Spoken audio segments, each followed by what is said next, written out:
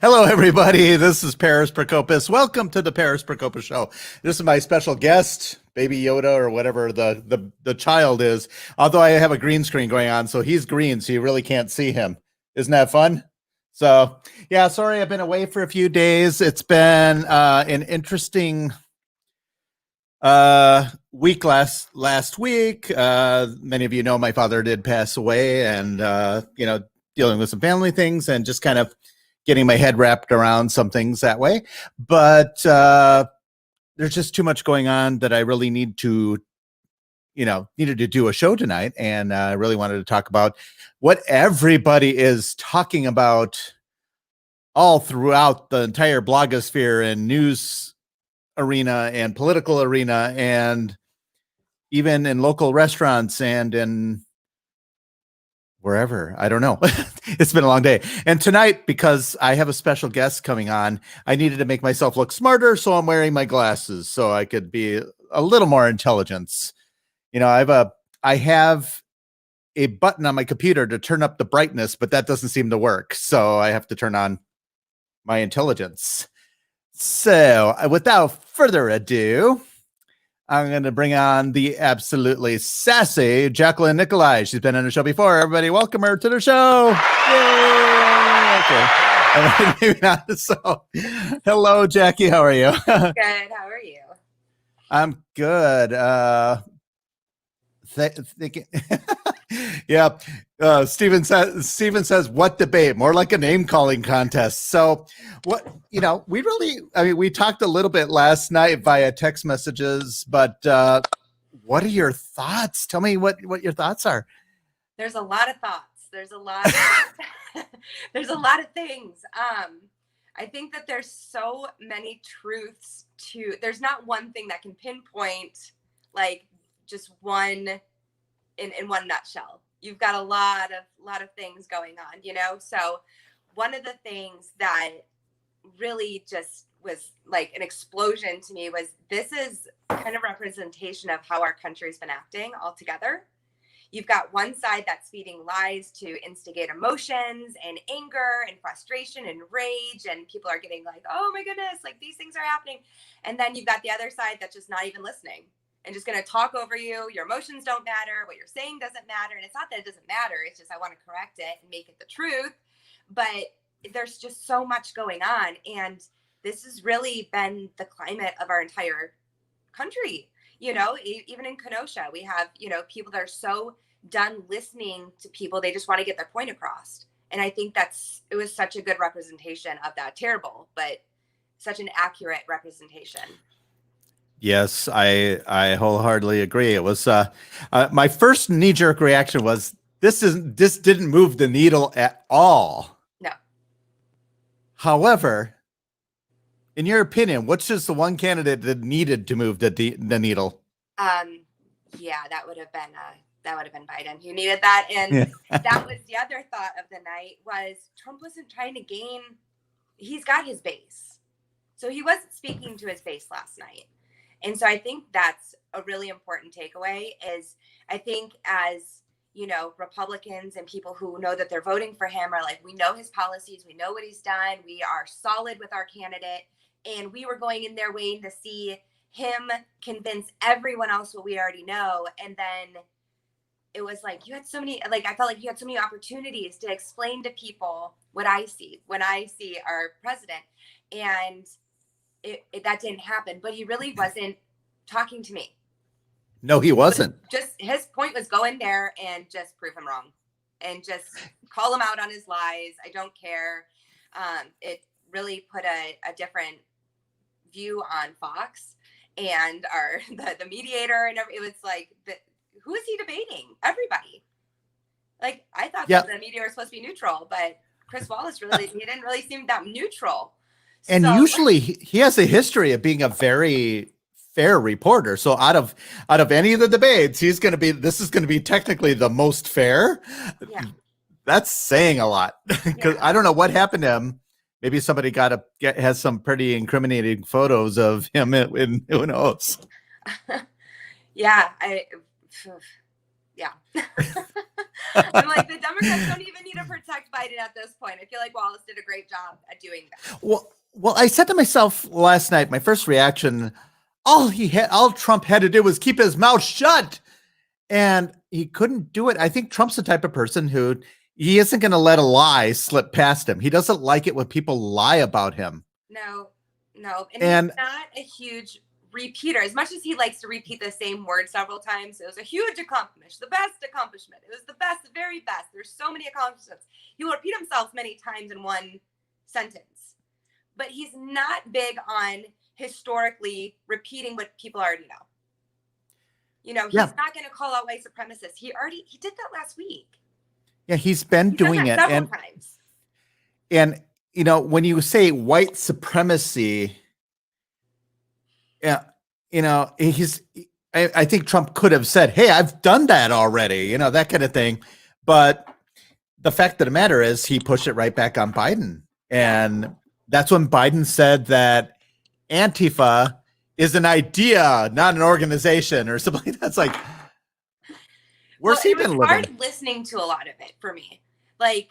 Just to like a picture of everything for me is I have 5 kids. So when I have a bunch of people talking all at once, I start to tune everyone out and I get to the point. What is the point?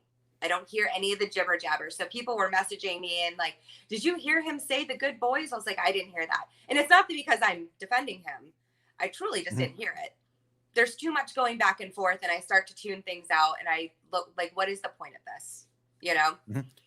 Well, I'd say that Trump fell into 2 different traps, but I think he got taken by surprise because he wasn't expecting. I mean, let's be honest. He did pretty good in the debate, even though he had to debate both Biden and the moderator. Did you know that Donald Trump was interrupted by Wallace over 70 times yesterday? And Joe Biden was only interrupted about 15 times. So that's a big deal. Yeah. I think you have to take into account, though, some of the times he was interrupted, he probably shouldn't have been talking, to be fair. Well, fair. Are you surprised? No. He did the same thing 4 years ago. That's why it is. An interesting point here. Trump simply refused to be Paul Ryan yesterday. And there are rumors that Paul Ryan has his hand in Fox News now, so that might be part of it. Yeah. I don't know. I saw a lot of things yesterday, and one of the things that I also saw, and I thought it was just me, so I didn't say anything because I didn't want to be that girl. I was like, is he looking at me like that? Is he really doing that to me? I didn't want to be that girl, but I was, because I felt like Biden was like looking into my soul a lot, and I was like, why is he like gazing in like I felt him in the pit of my stomach. He was looking so hard. I was like, is anyone feeling this or just me? You know, to me, it seemed like he was trying to hear something. That could have been true. I mean, look at this. This is a headphone. I mean, this is how small. And this was what, $120 or something like that, for my, so I can hear your sassy voice. And but there's quite, some people are questioning. Someone said they saw a wire here and whatever, and he did refuse to be inspected. So who knows? Whatever. I think Trump did succeed in one major point, though, and that was his one shining moment. We wish he had more, but then again, remember, Trump's only been at this, 3.5 years? Yeah. So after I settled down, it's like, why didn't he keep his mouth shut? Actually, I understand why he didn't keep his mouth shut. He's not a politician. That's not exactly anyone who voted for him. Biden has had 47 years to practice doing what he's doing. And that's not even a compliment. I mean, he didn't do great. He just repeated the same things. I think you could tell, like, he was just so focused. And then I started to realize he's not looking at me. He's remembering his words. He has to remember what his speech was, because he's got to just say what his main points, the coronavirus and racism. Those are the two hot topics for him, Well, And he did fail to trap Trump on where Trump was the weakest, Corona. I mean, he has some weaknesses there. Not a lot, but he has some. And then I agree with that. Ed's There's a lot of Republicans perceived that think that he failed in the coronavirus. No, perceived weakness. I should say that. I agree. Yeah. It's definitely perceived, and it's what would you have done different? What would have anyone have done differently? You know, he shut down the borders right away, and they attacked him for it. And I even thought, I was like, why is he shutting down the borders? Like, that's kind of drastic. Is he trying to like make a big political move? Like, what is that about? And then the China thing, shutting down like state lines, and now you can't leave your house. And like, then it was like, okay, then I'm really glad he shut down the borders when he did. You know, but that's not. I think, and I think to Ed's point, Joe Biden brought up the Proud Boys, and I find that fascinating because the Proud Boys, first of all, they haven't burned anything. They haven't destroyed anything. What that is. I'm going to be honest. Yep. I've never even heard of the Proud Boys. And that's my point. You're in the know and you don't know about the Proud Boys. That's the whole point. I don't think 75% of the country knows about the Proud Boys. They're kind of a militia of sorts, and they're going in kind of challenging the Antifa people, and they're all tough. They're all well armed, everything like that. So, and you know, Trump basically, Chris Wallace was just saying, and Trump said, "Okay, what do you want me to renounce? You tell me what you want me to renounce." He basically said that, but of course they're turning around. Trump refused to denounce KKK. He just did. He called them a terrorist organization, for crying out loud. Right. Last week it was a press release, and someone asked me, what is your source for this fact? She said, this fact. Where do you get your facts? I'm like, the White House press release. And this is another dark-haired, lovely woman who has awesome brain as well. This is exactly where I was going. She's smart. Trump did get Biden to say he doesn't support the Green New Deal. Yeah. And even though it's on his website, but nonetheless, he just turned off the Green Party. That are really for the Green New Deal, if we're honest. When I talk to people, they're like, "Oh yeah, no, that's never going to work. It's never going to pass." They're just trying to do something for it and for the climate change. Like I've not to date met a Democrat that actually is like behind it. Like they get the sentiment, they get the motivation behind it maybe, but not actually for it. Because all the Democrats I know, just like all the Republicans I know, take airplanes and cars and drink milk, you know, all the things. drink milk. I love it. And chocolate milk's good after a workout, I hear. But yeah, so Ed's saying, Western chauvinist group, pro-American, anti-racist, kick-ass, and drink whiskey. It's kind of like the Hells Angels of groups or whatever. I haven't heard of them doing anything violent or anything like that. You know, they've been saber rattling and stuff, but I just think, but honestly, the fact that he is attacking the Green New Deal, and most Democrats don't want it, but the Biden wing, this is their baby. Yeah. And I think that was Trump's plan. His plan wasn't because he's got the voter enthusiasm. Mm-hmm. I mean, you look at the rallies. I'm planning on going to Green Bay on Saturday. Road trip if you want. But I'm definitely planning on going up there on Saturday. And some rallies have tens of thousands of people inside and outside the hangar areas. They're all outdoors. Yeah. Absolutely. But and then you look at the Biden rally, it's like all four people. The thing that I think is something notable and something incredible that our president does is when the difference, and this is just a cross comparison, neither are right or wrong, they're just different. So Biden will meet with, 4 or 5 farmers and 6 feet apart in a field, all wearing masks, but they're already his supporters. He's asking them questions. And this isn't a rally. I'm not talking rallies. But he's reaching out and getting questions and answers and giving information from people who already support him. Our president meets with people that don't. He sits and listens and answers tough questions. In fact, it was about 3 weeks ago, he sat with some of the high-level donors from the Clinton campaign that donated to that and sat there for 6 hours Well, they're grueling questions. And I mean, nail on chalkboard type of questions where, you know, one of the people that were there was telling me that she wanted to just walk out.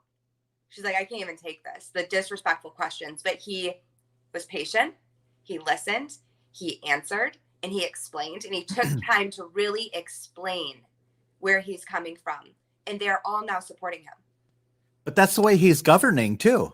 But it is, you know, in general. My boss, Heather Weininger from Wisconsin Right to Life, was on a call with him a few nights ago, you know, and he came on, and it was a conference call that she was on, and he had been, he was about an hour late or so to the call that she was waiting for him. And, you know, I can imagine, because I would be sitting there like, okay, he's the president. I'm sure he's got better things to do. He's keeping us waiting. We're just the little people. But the fact was, he was with the families of veterans that have lost their lives, that their families are now there. And he asked, like, at the end of the meeting, is any more questions? Is there anything else I can do for you? And when several more hands go into the air, he sat there and answered every single one, listened to every single one. What do you need? How can I? And no teleprompter. No teleprompter. And he said, I'm sorry I'm late, but waiting patiently gave these families that have lost loved ones in the military the respect and honor that they deserve. And that's where the Gold Star Day for families comes in, you know, and that we get to celebrate that every year. It's a national holiday. Yeah, and I think ultimately, I mean, you even look back at when he did the executive order regarding policing procedures or whatever, the police reform executive order. He spent that whole morning meeting with families who have lost loved ones to a police officer related shooting. Mm-hmm. It wasn't asked, was it justified? Was it not? He just brought them all in and listened. Wanted to hear. And actually, some of those parents, I saw them in interviews, they're not saying that their child was innocent. No. What they're saying is they need to find other ways to deal with problems before escalating to shooting. You know, and I think that when we start to criminalize officers, not to say there's not bad ones. Of course. Okay. Just to put that out there, that do they have the tools that they need? You know, something that I brought up a while ago to friends was, we were talking about racial reconciliation and the relationship between law enforcement and the Black community. Why is there so much resisting arrest? Why are all these things? Like, asking these questions because I really want to know. But if officers were given rubber bullets, could that be something that could demobilize somebody but not take their life? You know, and talking about different ways, like different tools that they can have. Because when they're not given tools, they're only left to use what they have. Not saying it's an excuse to take life or anything like that, but stop criminalizing them. We're listening. What choices do they have after that? When you take away tear gas and other things, the less than lethal options. Right. So those are the things. There needs to be listening on both ends.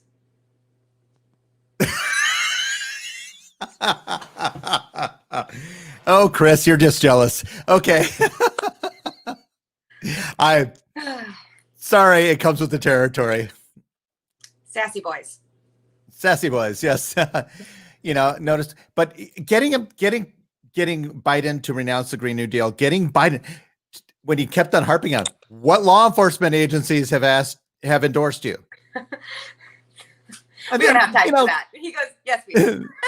Then Chris Wallace, can we talk about something else? Sure, Mr. Biden, let's talk about climate change. Yes, I'd love to talk about let's talk about climate change. Let's do it. What the hell does that have to do with anything? You know, about 20 minutes ago, and I was listening, and he was talking about the climate change deals and everything, and how they would take $100 trillion, which take more than 100 years to do the things that they're talking about doing that would decrease the climate change by 0.003 degrees in 100 years if we do all these things.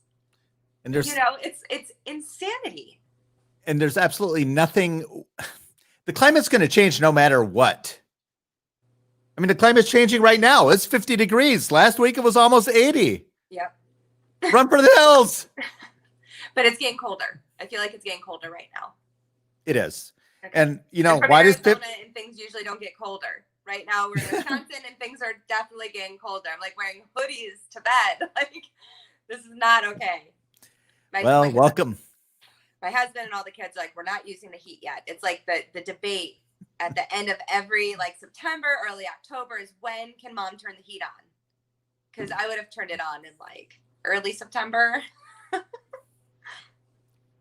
I'm naturally full of hot air, so I don't have to worry about it. But ultimately, it's amazing how 50 degrees in September feels frigid, but 50 degrees in April, it's like, let's take off our clothes and go outside. It's like. I think you're the only one who does that. But yes, I get the sentiment. I guess I stood out like a sore thumb. But anyway, that was bad. But you were listening. That's all that matters. Yeah. But we're an unrated show, by the way, everybody. That's my disclaimer. If you are offended, too bad. Talk to my boss. So cold front, yes, cold front, yeah. My brother. He's chiming in. He lives in Florida, so he said it was 77 today, and he sends me a text of his thermometer in his car. So speaking of hot air, overall, I really don't think there was a winner or a loser, but typically there aren't real winners in the debates because in the end, they all said Donald Trump lost every single debate last time. Yeah. The media was saying that. Yeah. And his debate against Hillary was brutal. It really was. It was like, oh man, this is going to be bad. Like, I don't know if I can do a Hillary term. I just don't think I can handle that, some people, some women might sleep their way to the top. Some might kill their way to the top. I don't know. Either way, I'm not in support. You mean like Kamala? Yes. Perhaps. I don't have any documents or proof or facts. Like I can't fact check that, but I would just assume from what I've heard. Yeah. But, yeah. In the end, I decided there's quite a documentation. If you go to like the hashtag Clinton body count, it's it's come better on. than the news. Really? You don't have 50 people that have killed themselves in your life? I can't say that I do. And then, of course, well, they all killed themselves except for Epstein. He didn't kill himself. No. But No. But oh gosh. But in all honesty, in all seriousness, I think President Trump, while he didn't always execute his plan flawlessly, I think he achieved what he wanted to achieve because I don't think he lost any voters. I think his base is solid. And once again, who's going to be motivated enough to stand in line and go vote or, motivated enough to fill out a fake ballot in Madison or, whatever, it's.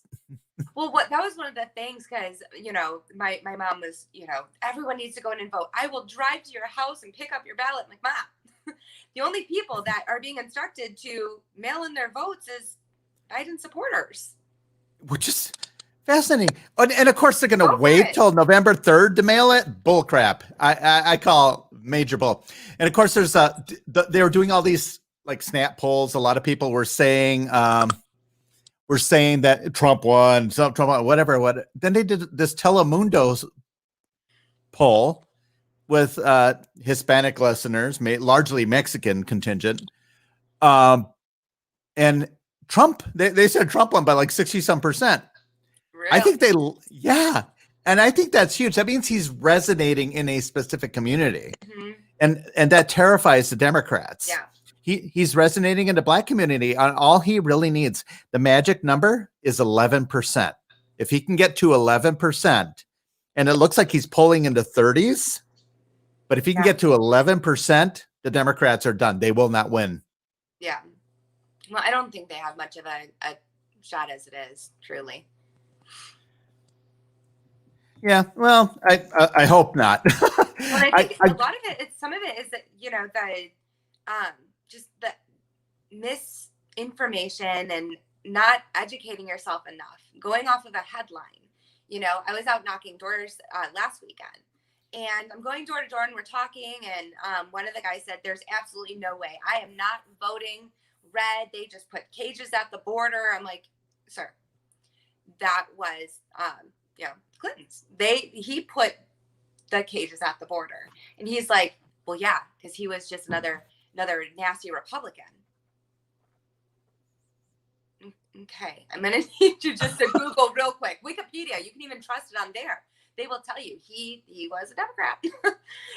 Like that's the kind of information that's happening though in certain demographics. Like I choose to go door knocking in areas that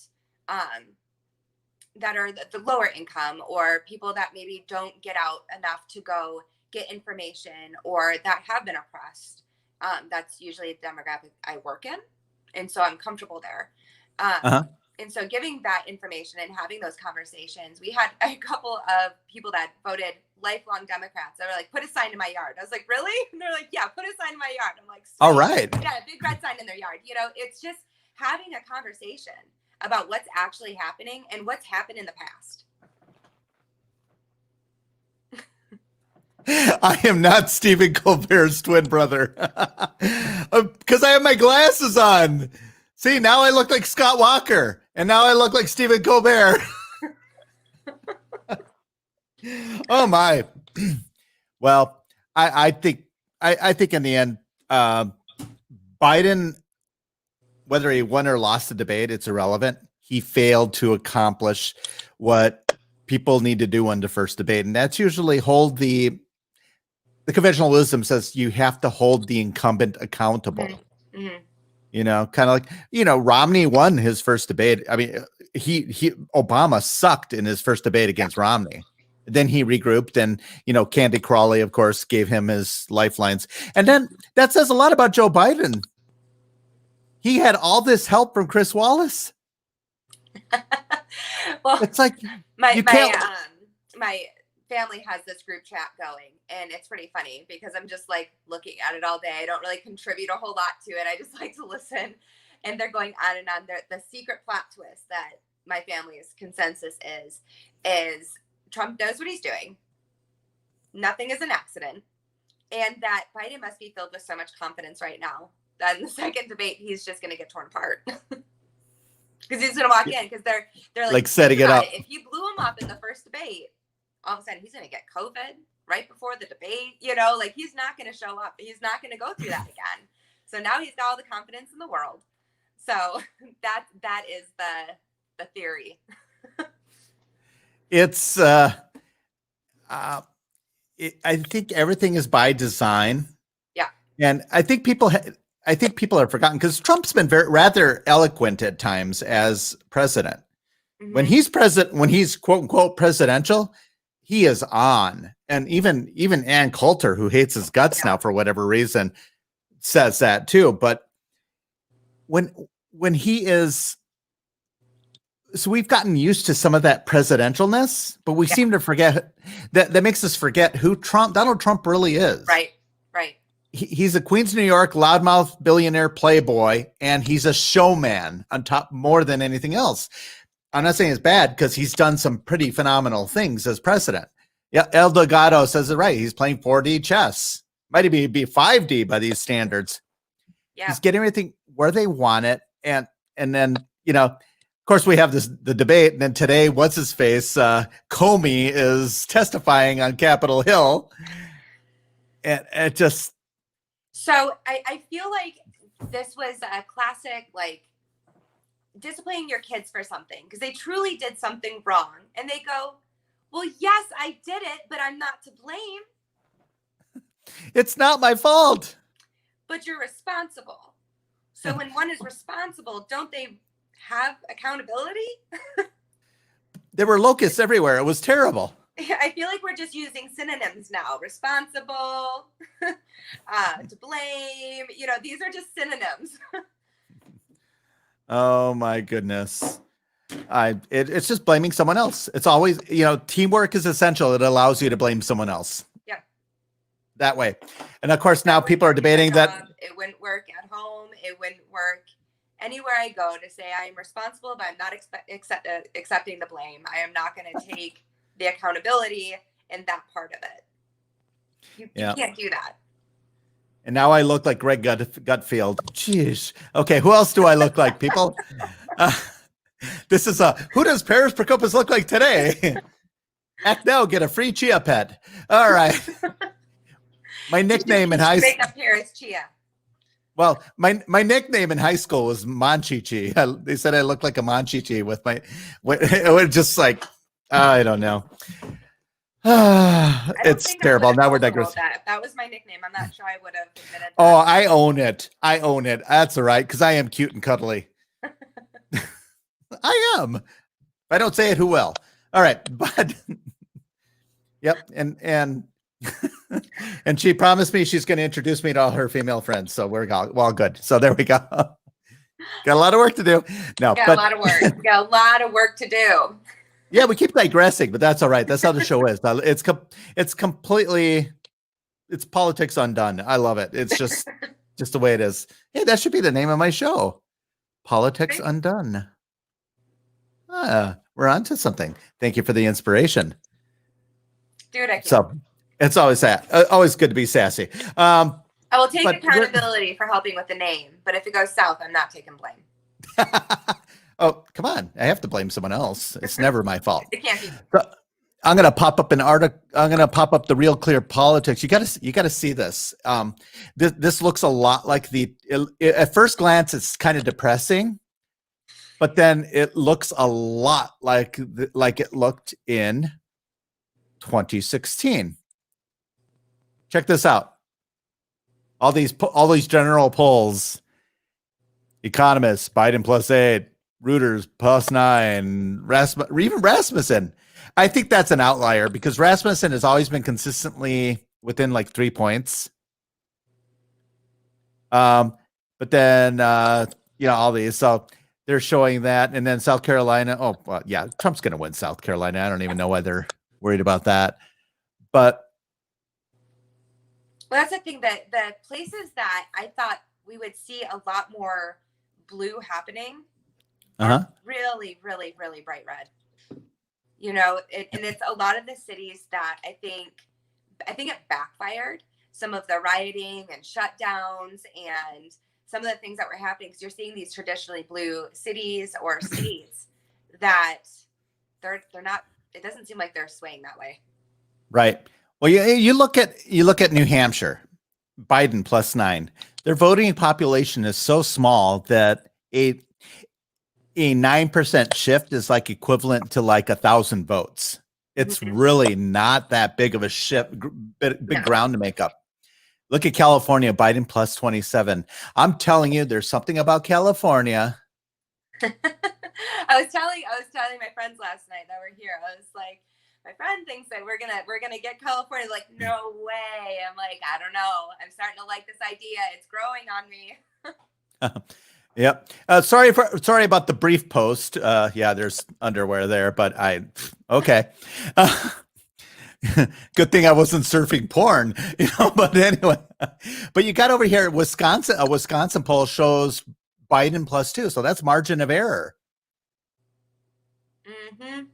They had Biden leading Arizona, so I'm seeing momentum in the right states. Yeah. Even Quinnipiac has Biden up ahead in Georgia. That's not likely to happen. I think that'll shift back to Trump. But they had Hillary at like +11, I think, Pennsylvania, just before the election, and Trump was able to win it. Yeah. Yeah. So, it's interesting that Biden is ahead in Arizona. That's never going to happen. Yeah. That's right. That's as red as it gets. How long but my bigger concern there is McSally. She's an absolutely horrible Senate candidate. I can't. Tell me. Now, when did you leave Arizona? Going on 5 years ago. 5 years ago. Okay. Mm. So they've been very bright red, although they've also elected people like McCain and Jeff Flake. Although Jeff Flake was a fiscal hawk initially, I don't know what happened to him. Yeah, I don't think things got a little strange, but they will pull red. No matter who they put in there, they've always pulled red. Yep, my home state's got to do it. It's got to do it. So Chris is saying, no way. Chris, I'm going to send him. I'm going to send you the link. What is your home state? Well, my home state is Arizona. Oh, it is? Yeah, we had this conversation. I was born in Tucson. That's right. Bodies broke up. No way to Arizona being red. I don't know. Okay, Chris, you've got to clarify. You got to clarify this. George, I like red. His last name is Flake. Oh, yeah, that is true. Jeff Flake. But think about it. Jeff Flake outed. He was kind of a fiscal hawk. There was a grant that was issued to someone doing an investigation.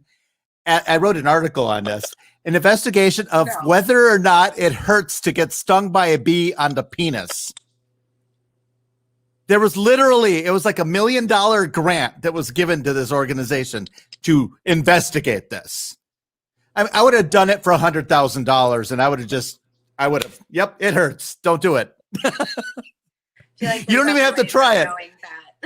Yeah, but after that, I mean, something started shifting in him, and then his never Trump bullcrap and all that stuff that there at the end. People gave Sheriff Joe the worst rap ever about, tent city and immigration and all these things. I'm telling you that DUIs and meth productions went down drastically. I mean, night and day. So I don't know. I don't get on those things. They attack these people so much that are making so much change. And they'll call them names and do these, it's like, are you kidding? Do you see what he did? Yeah. Do you see? Is he going to run for anything? I don't think so. I think he's done. He's done. Is there anyone like him that has the feistiness of a Sheriff Joe? I don't think there will ever be another Sheriff Joe Ohio. He was awesome.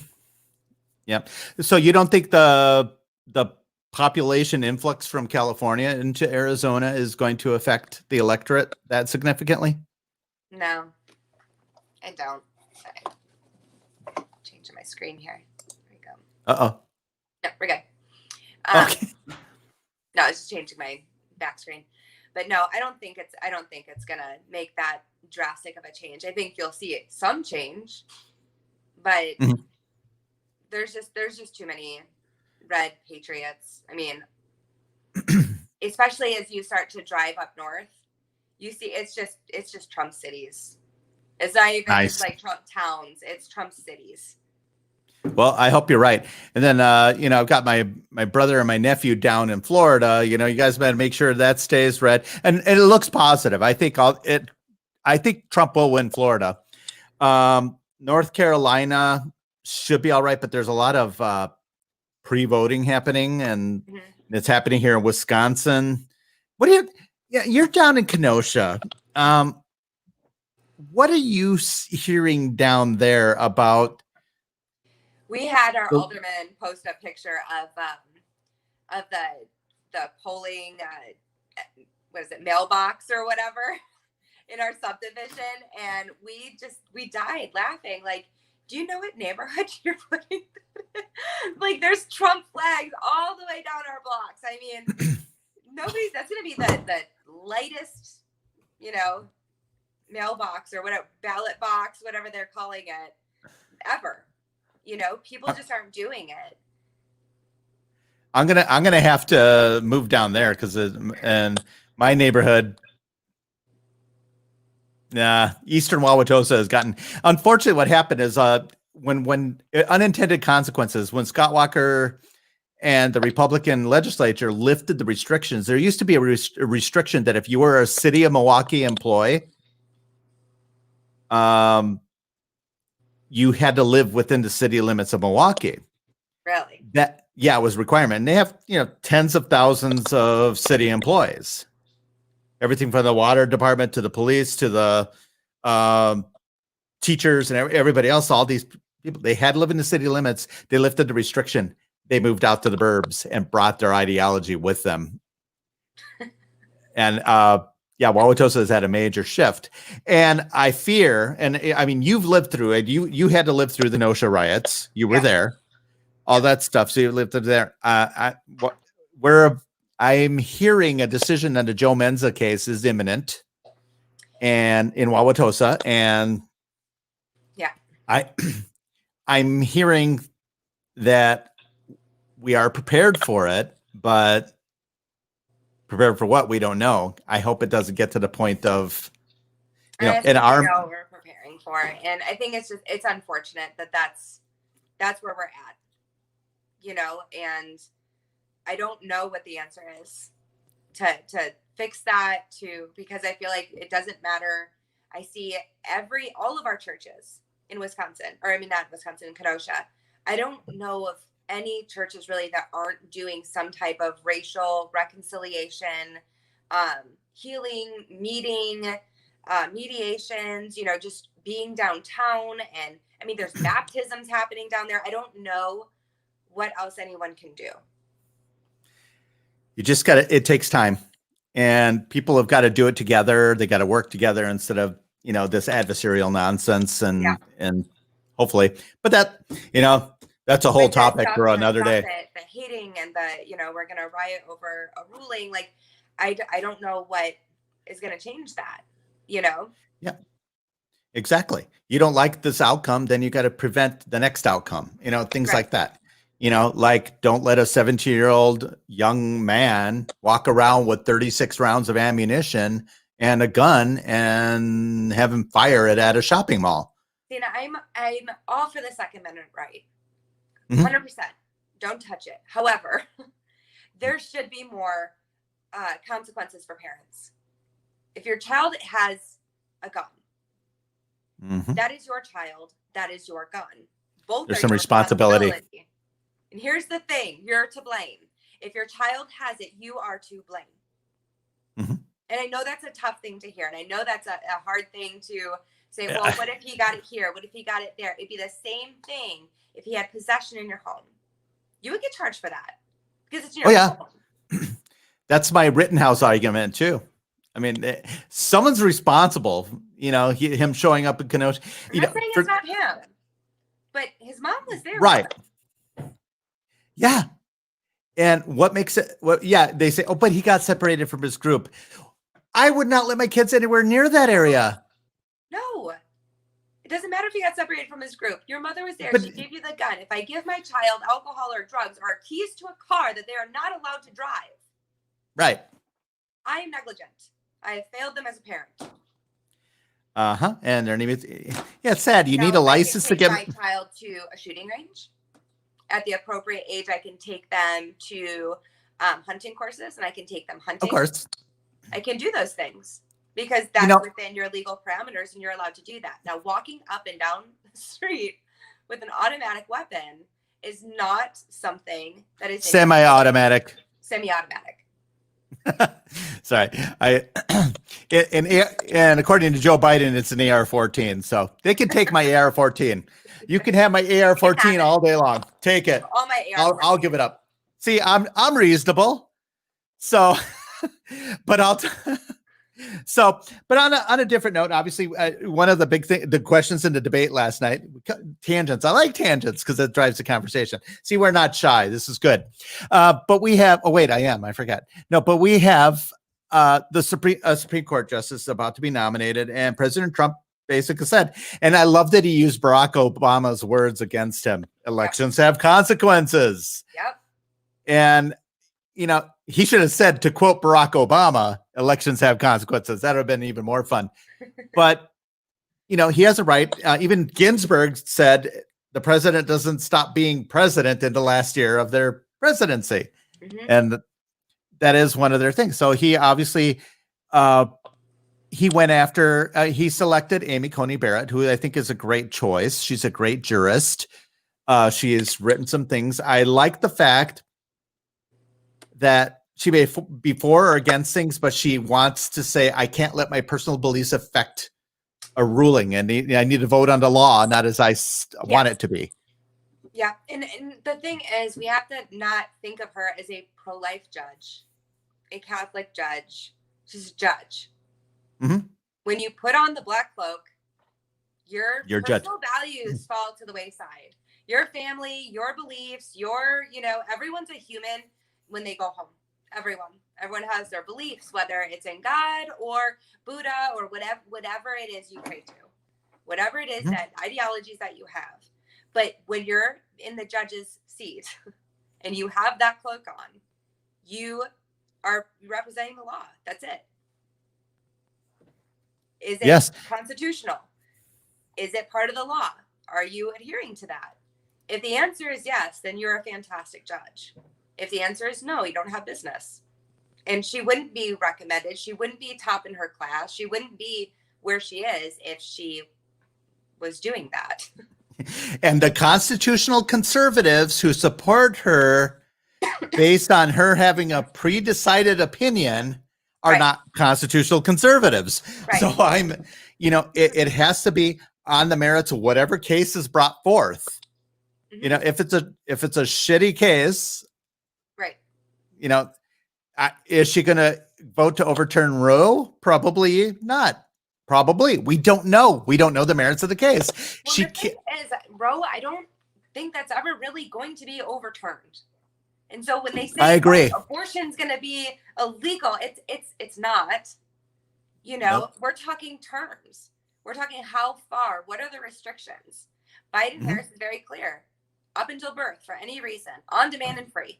You should no. We're not picking who's valuable and who's not. And a pro-life value doesn't just end in the womb. Like, oh, we're only pro-life as long as they're not born, and once they get born, and then they don't matter anymore. It's a value of personhood, regardless of your age, your gender, or religion, your race, whatever disability you have. You are a valuable person. It's just being a person. It's interesting that you say that. Amy Coney Barrett sees value in people.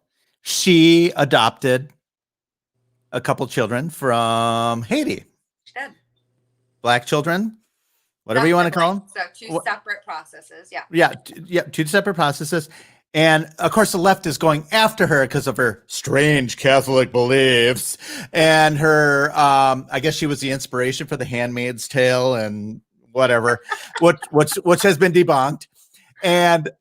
But they're going after these kids because she gave them a chance. Yeah, it's an interesting show, but she gave them praise be. Praise be, blessed be the fruit. Under his eye. Yeah, I know. Oh, wow. That's a whole different conversation, the whole dystopian world. Yeah, that's what people think conservatives like that. We're nowhere near like that. No, but she's the complete opposite. She's exactly the complete opposite. She is the American dream for a woman. She literally encompasses every single thing any woman can strive to be. She has not sacrificed her faith, her family, her career. She's been able to do all of those things and be successful in every single facet, because there's a huge stigma on women that have a successful career that you don't spend enough time at home. Well, are you giving your husband attention, or are you going to church and still volunteering? You're sacrificing this. Or if you're doing great, I was in a job at one point that when I was doing really well, she was like, "Ooh, your marriage must be rocky, huh?" And I was like, "No." And she was like, "Oh, well, that's usually how we can tell. If you're not doing really well in your job, it's probably because your marriage is too good." I don't feel like that is the American dream. I feel like you can do all of the things. You can have all of them. Everything. Remember the whole women's rights movement when it first came out? It was about empowering women to be, to strive to be successful and do all that stuff. Yeah. Same thing. And we saw that years ago with Hillary's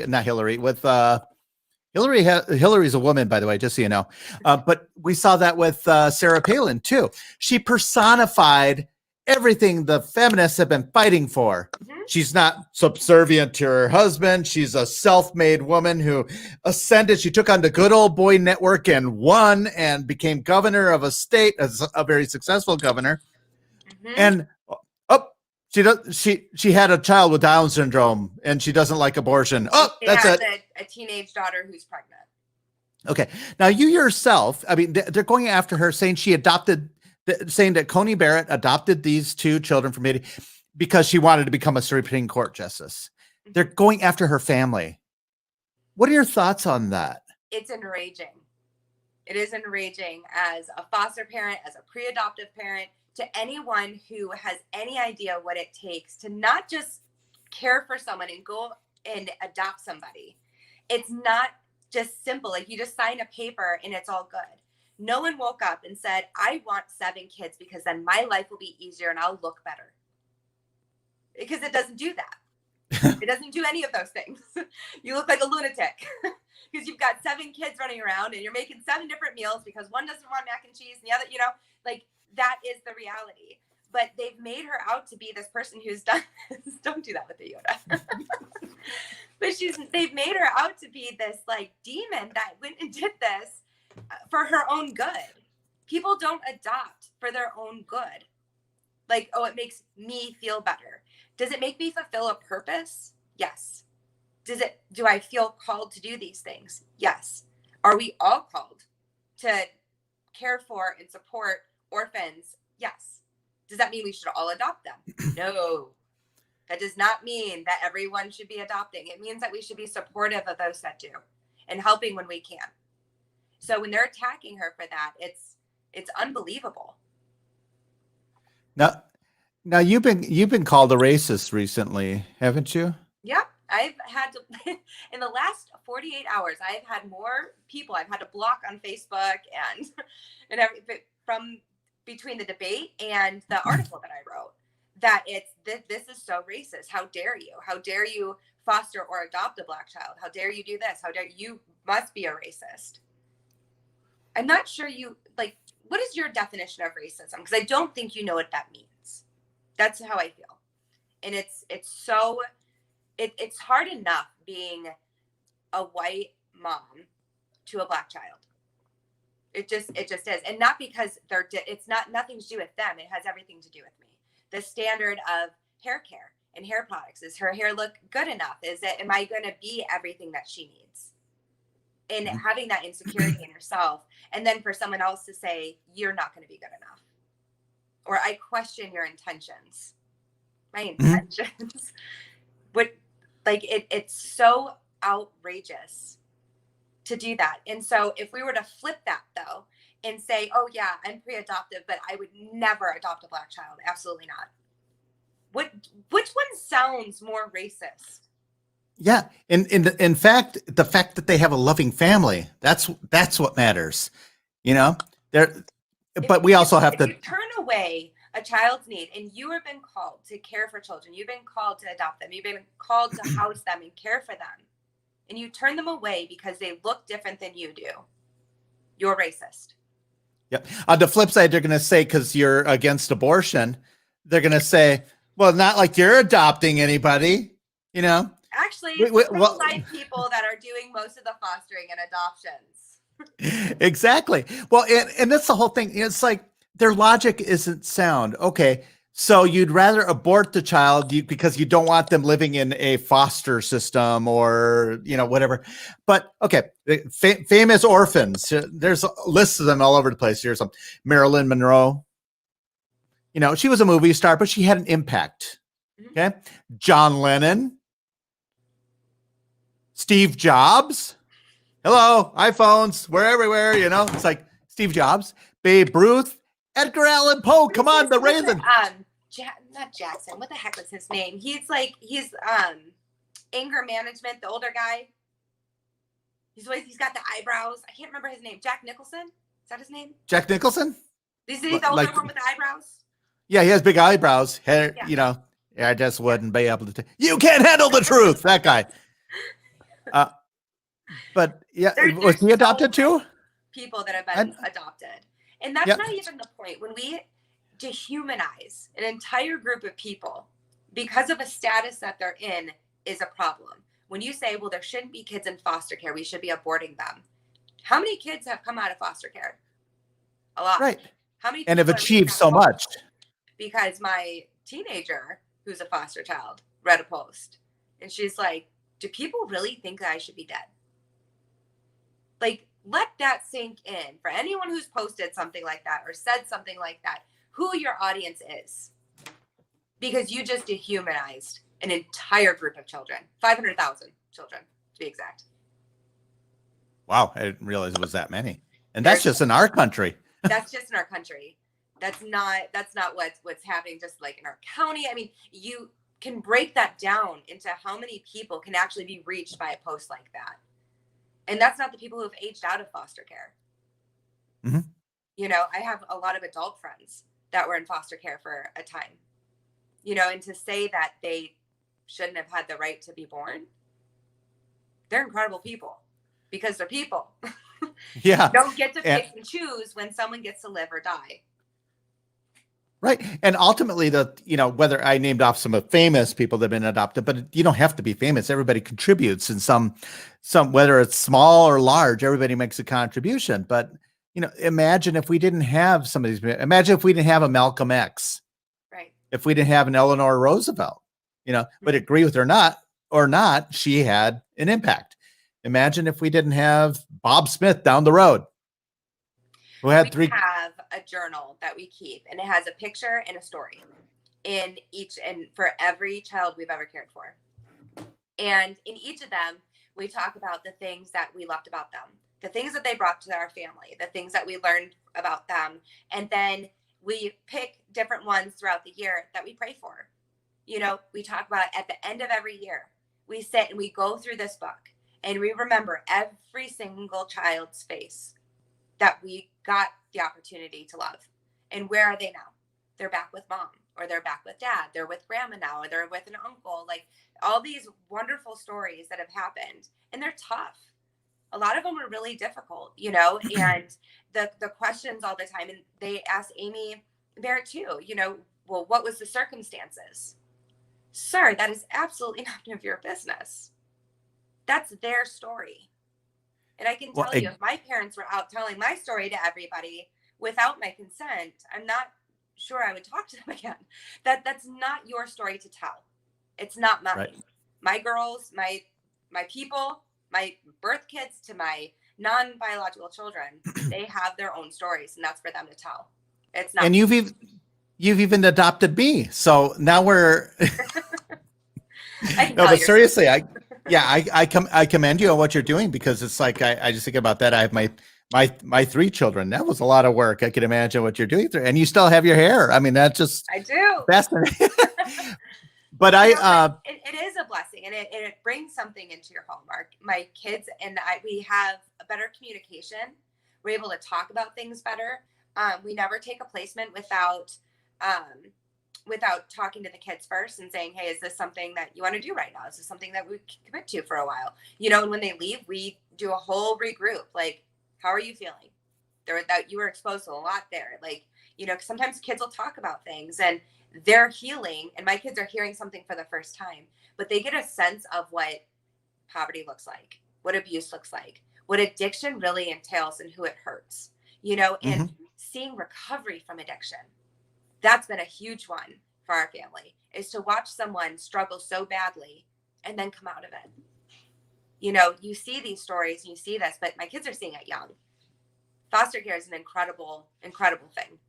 Yep. But to have someone in such a public eye like Coney Barrett, and for them to go after her family like that, that's just awful. Because whether the kids believe it or not, they're thinking something in the back of their mind. Wow, did she really do this?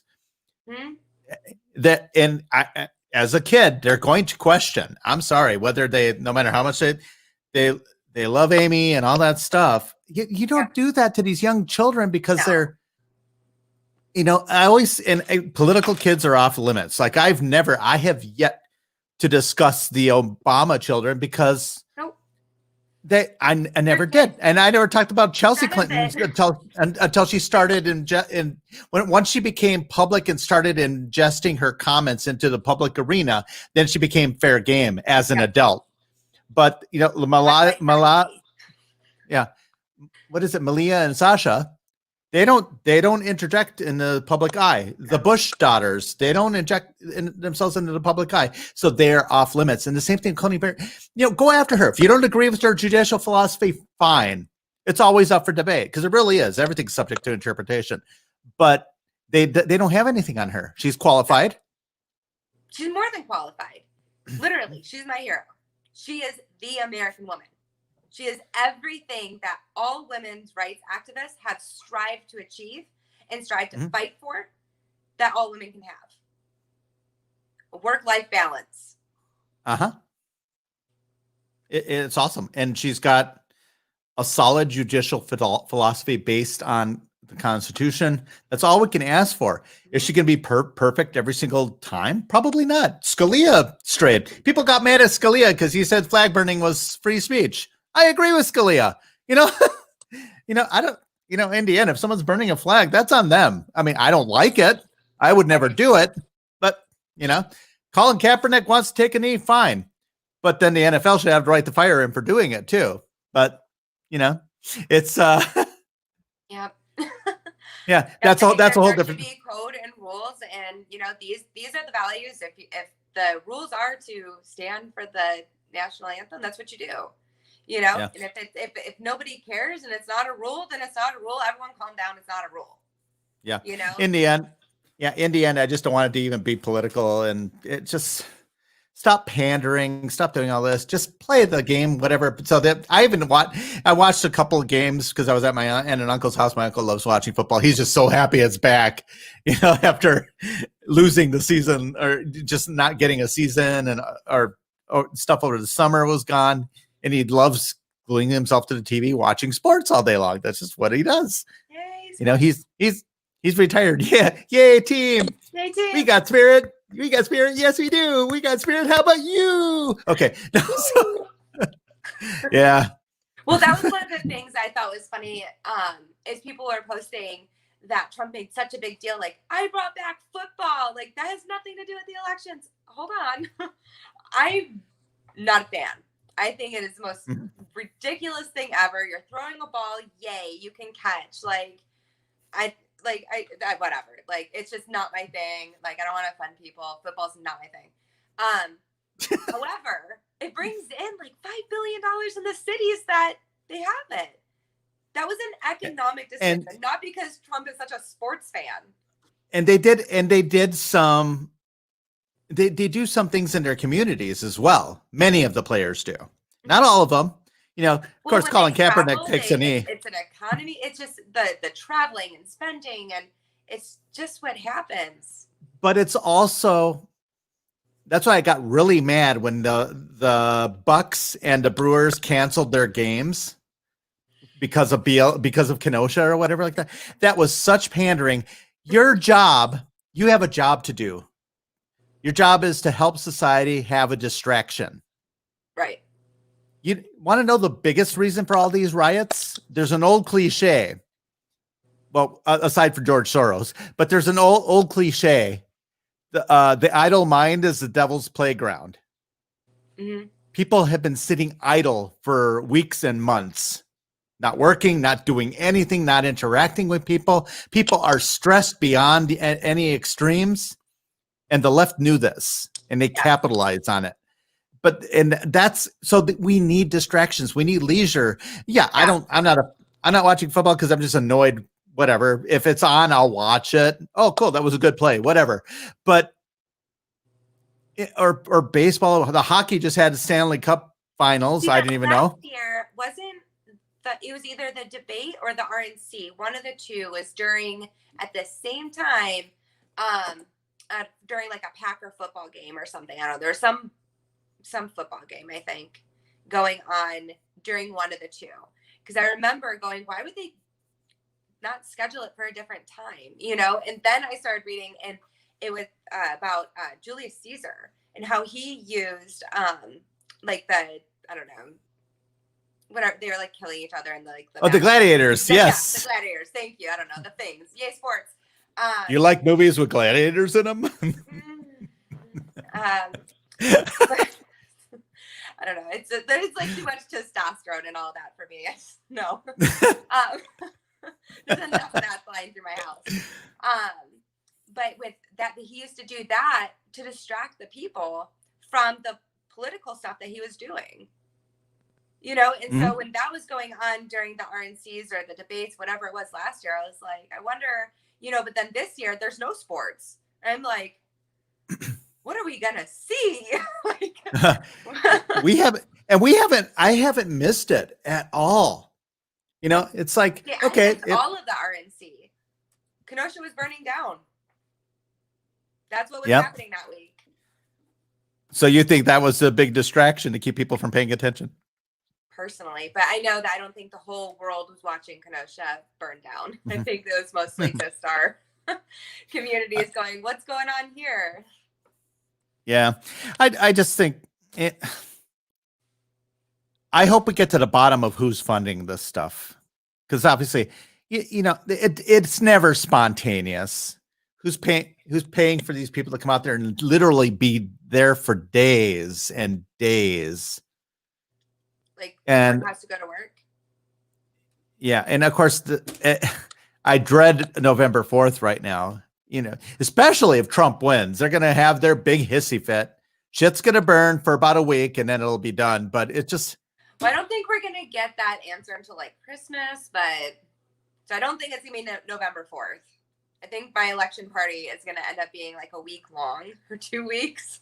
Yeah, I actually waiting. Yeah. I'm the world's biggest optimist. I actually think we will know sooner than we think.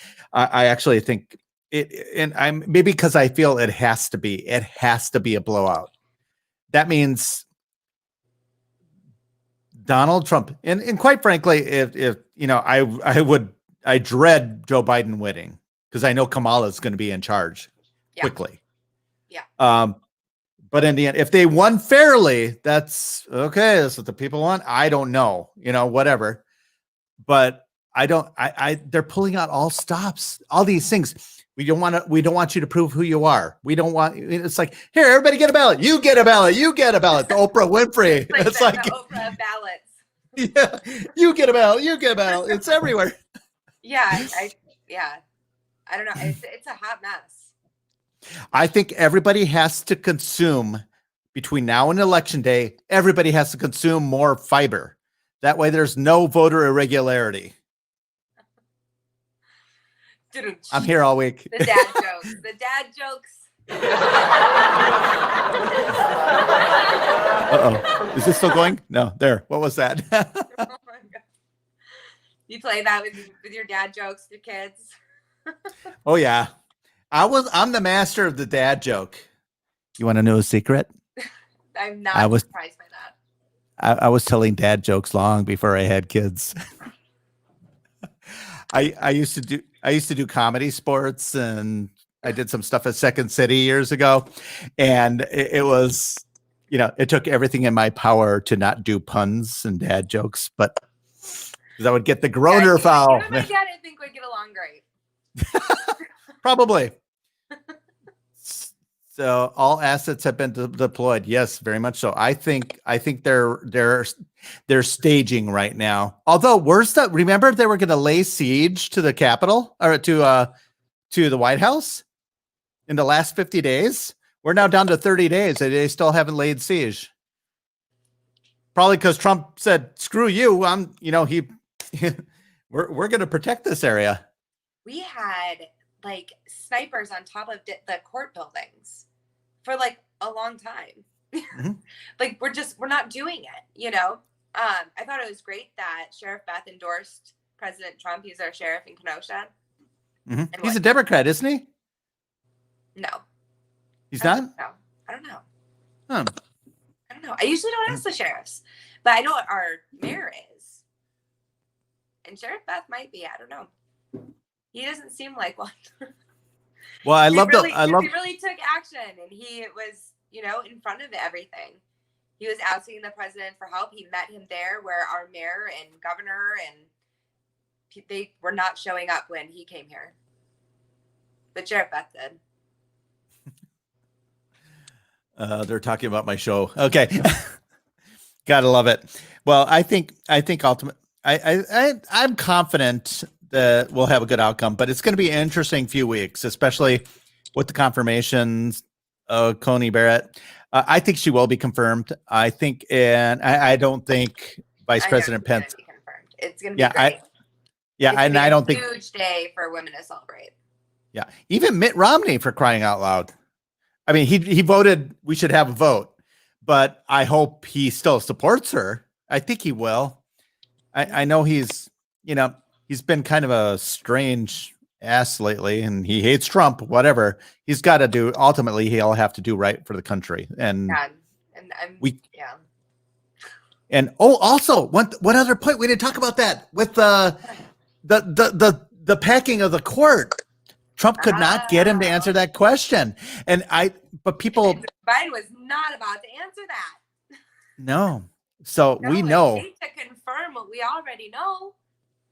They had someone in his ear. Don't answer that. Don't answer that. Don't answer that. That's when his mic was falling out. He's like, put that back in there. Shove that wire back in. What did you say? Yeah, there's that video going around of the supposed white wire that was there. I don't know. It could be fake. I don't know.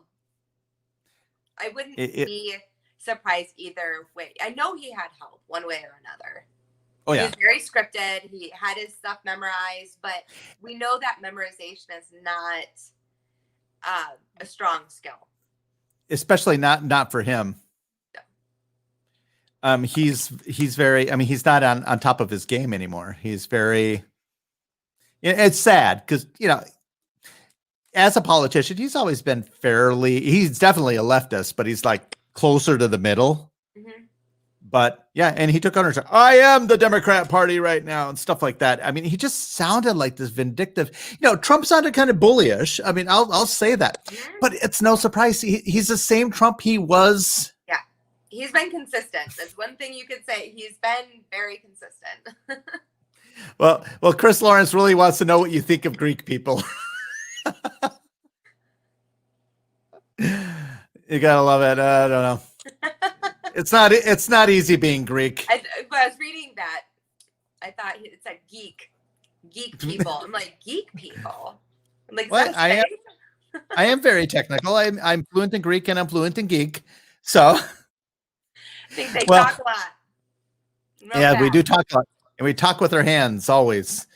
That's just what we do. But I'm Italian though, so I can't talk that about the Greek. I know her. She's my Mediterranean cousin, guys. There's not a whole lot I can say without self-inflicting. Yeah, I always learned that it's, never make fun of anyone else's nationality because they can make fun of the Greeks too, and much easier. What do you call I make fun of the Greeks. No hands. What? A mute.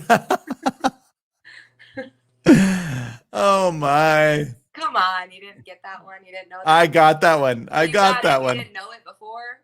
I didn't. I probably heard it. Maybe switched to Greek. I did when I was doing a play, and it was a little bit more of a serious play. I used to be a thespian. I'm still a lesbian, but I'm not a thespian. No, but I was this part, and my director threatened to take duct tape to my hands to tape them to my side because it's like then I won't be able to talk. You get a rash. You have to put some Windex on your rash. Yes. Yeah, Windex is a good thing. I do have some. Yeah. I brought it on the show before too. Acne, put some Windex on it. You know what that comes from? There's I believe it's from the island of Crete or one of the islands in that region.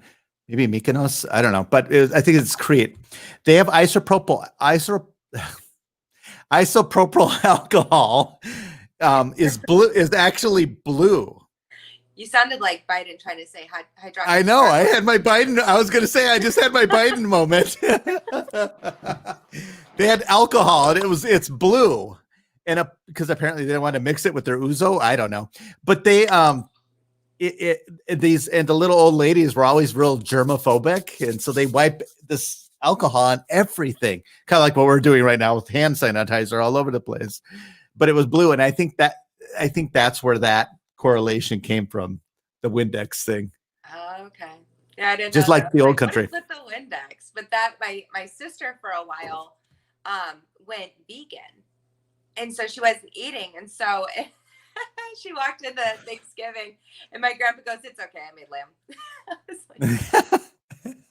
My daughter, one of my daughters is trying to go vegan, and it's like she'd see a hamburger, it's like a piranha.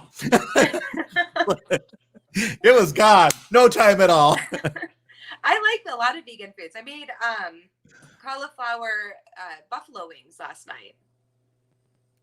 Interesting. I'll have to try that because I like cauliflower. So Chris says he's part Italian, so that he knew there was something he liked about you. Everyone's part Italian. So what are your final thoughts for tonight? Do you think there will be another debate? That's debatable. I love you. That's awesome. I'm trying to like step up my dad game joke. I'm totally wearing off on you. I love it. Or do you wait a minute? Wait, where's your husband? Where's your husband? Do you have your husband on the other side telling you, say this? Do you have a teleprompter? That's your Joe Biden moment. No, I think it could go either way. I think that either Biden can feel so confident right now. I'm just going off the family theory, my sisters, that he could feel so confident right now that he is like, I've got this, it's good. He's just going to make a jerk of himself again and go up there and Trump could just slam him again. Or he could just get sick and not go. I don't know. Yep. Well, and to all you people out there who are saying, well, Trump was so abrasive and stuff like that. I said, I just thought he should have shut up a little bit. He was talking a little too much. You give someone enough rope, they eventually hang themselves. Mm-hmm. But he, I don't blame him for wanting to set the record straight. But this is who Donald Trump is, and he never changed who he was. He was really good today. In his live, I think he was it Minnesota? I have to look at what state he was in. But he was live today, and he was so good. And he just went into everything. I mean, in detail, without getting interrupted. And what did he say? I have to bring you on more often. Thanks. But he was going on about, Joe Biden's racist history, about the article that he wrote. He wrote this article and then published it to the newspapers explaining why blacks and whites should not be in school together. And he would never send his kids to a school that had black kids because it would be a racial jungle. I mean, and it goes more in depth than that, and then really? He helped Clinton with these laws, with these, the prison policies and all of these things, and so it just goes on and on and on with all the things that he has done. And Trump explains it so much better, but he was talking about that today and then talking about all the things that he's done. He's like, I'm undoing that. I'm undoing everything that Democrats have done. And it was it was good. And people were just going nuts. Well, and Joe Biden was handed an issue. On a silver platter, a supposed issue with the Trump taxes, and he didn't even capitalize on that. No, because he wrote that he made that tax exemption possible. Like you did it. It's all your fault. How can you just about it? But no, he was live too today. Interesting enough, Joe Biden, and his live audience was 12,000 people. It was 12.5 thousand people I saw, and then I logged off real quick because I didn't want to be counted. And so then I got on to President Trump's a little later, 35,000. Like those are just the live viewers, but the audience even there for Biden was really small. Mm-hmm. But Trump's, it was packed. Packed. It's enthusiasm. Mm-hmm. Did you happen to notice? I noticed it right away. Whenever the camera was at the debate last night, they showed Chris Wallace, and he was talking to us at that point, and the woman right behind him on our right hand side had a Biden mask on. Right behind him. I was like, oh, that's so blatant. Oh my gosh. So, No, I and just nobody, hate that. I don't, whenever Trump really needs to, when they talk about race, he needs to bring up this photo. That's Joe Biden with Robert Sheets Bird. Is that his obituary for the KKK?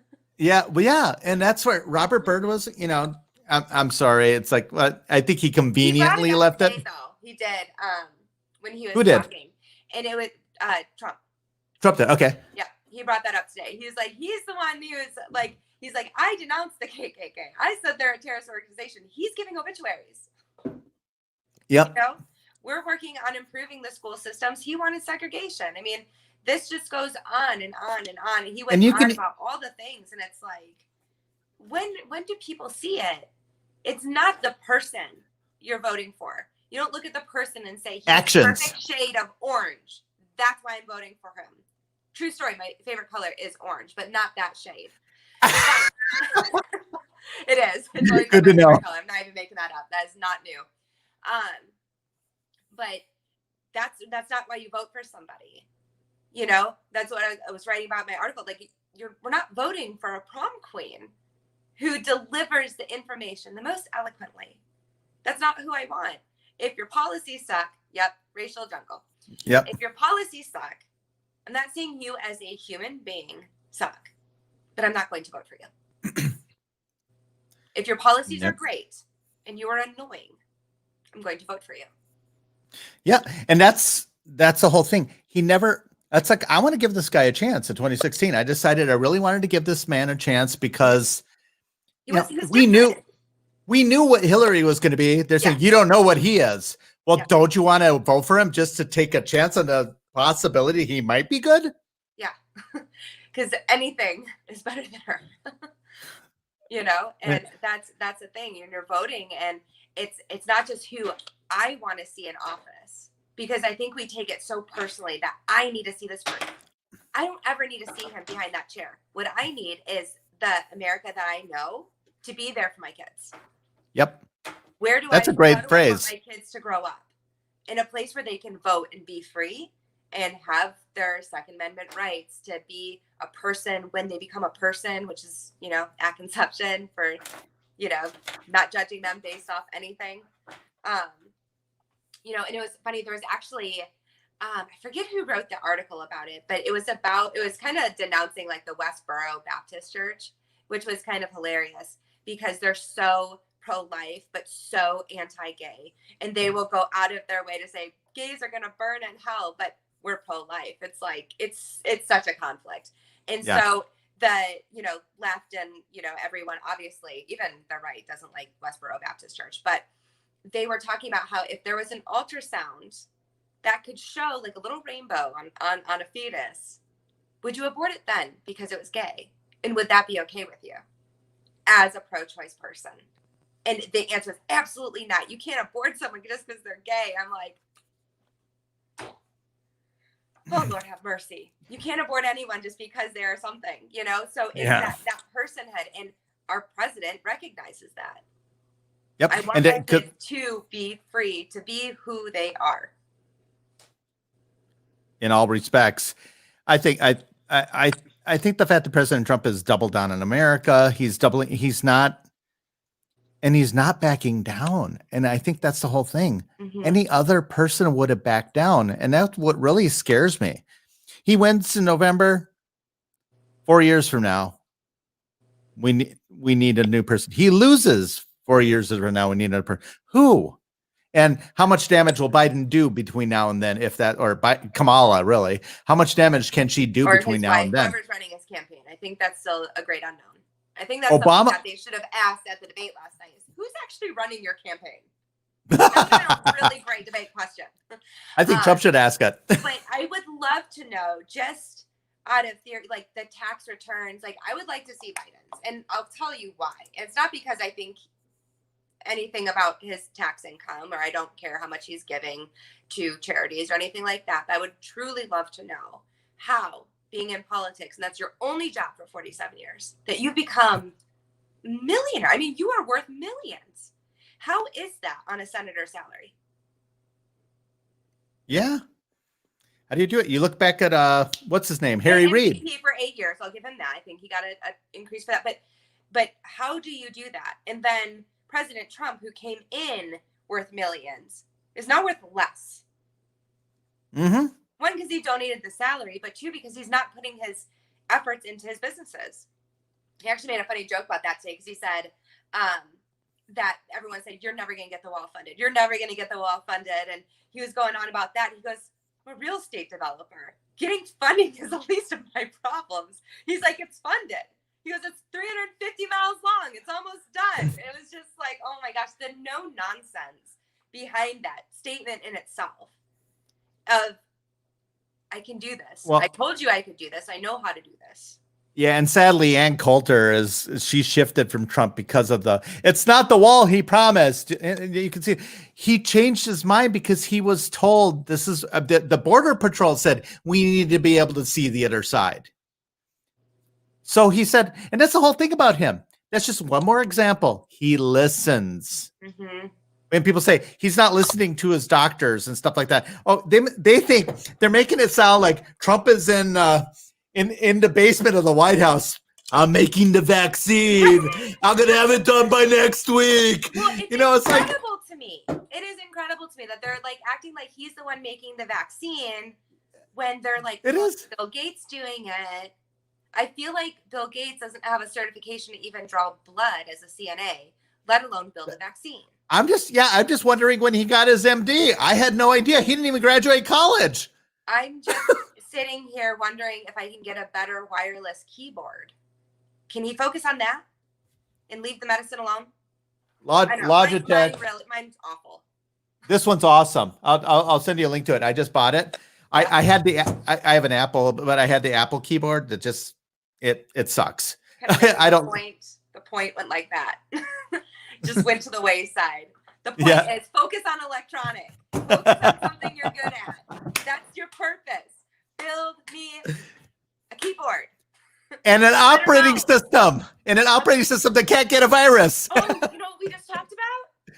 The cameras on the computer screens. Improve that, Mr. Gates. And back off the medicine trail, please. Yeah. And honestly, Trump is enabling Pfizer and Johnson & Johnson, all these companies. This is what they do. All he did was remove the loopholes. Not the loopholes, the red tape that they have to go through to get the FDA approval and stuff like that. That's all he did. Which is all these do anyways. The FDA, don't get me started on the FDA.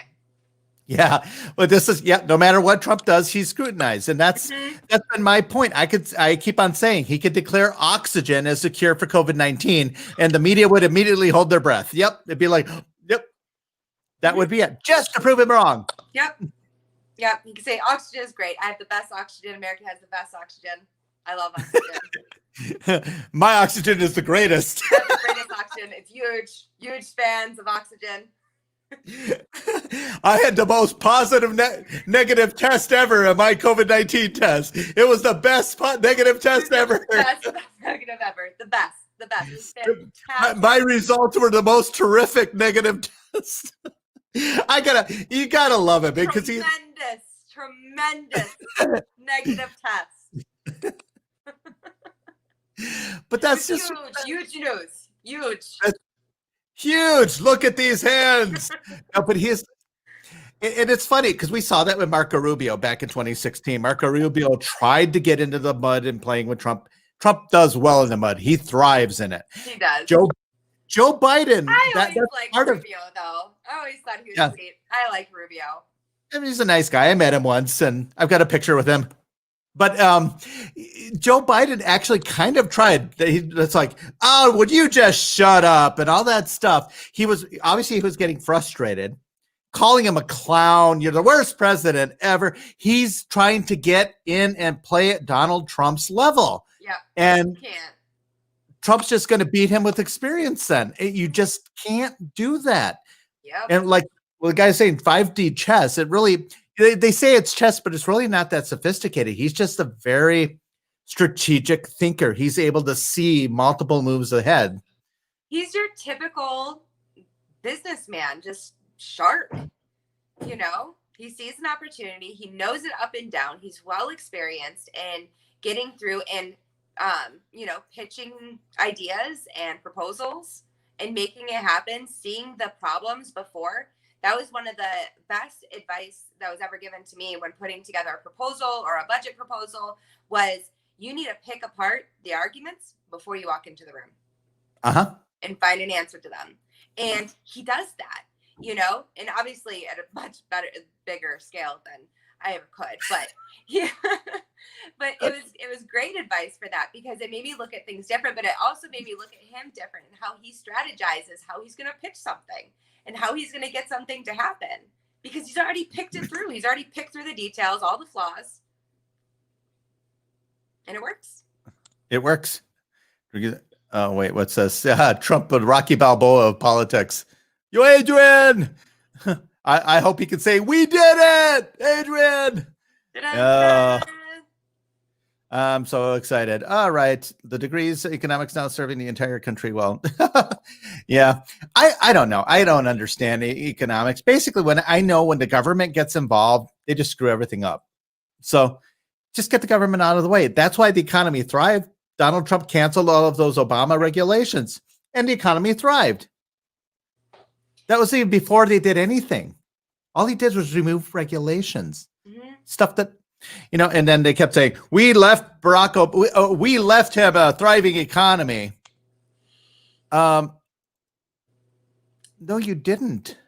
Yeah. The last 3-4 months of the Obama economy were good. Why? When President Trump won, there was a psychological impact. It was like this, hey, Steph. It was, sorry, I had to say hi, but it was this. Like, I don't remember that. Squirrel. But it was this big psychological impact that all of a sudden businesses started moving. Then he got rid of the regulations. That had an even bigger impact. The economy then started moving. It didn't, they always say that the president inherits an economy and it's not their economy for the first year because they have to have time to create programs and stuff like that. And pass bills and all that.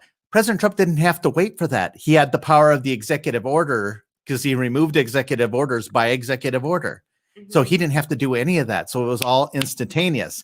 And then finally the legislation happened. The tax cut hit.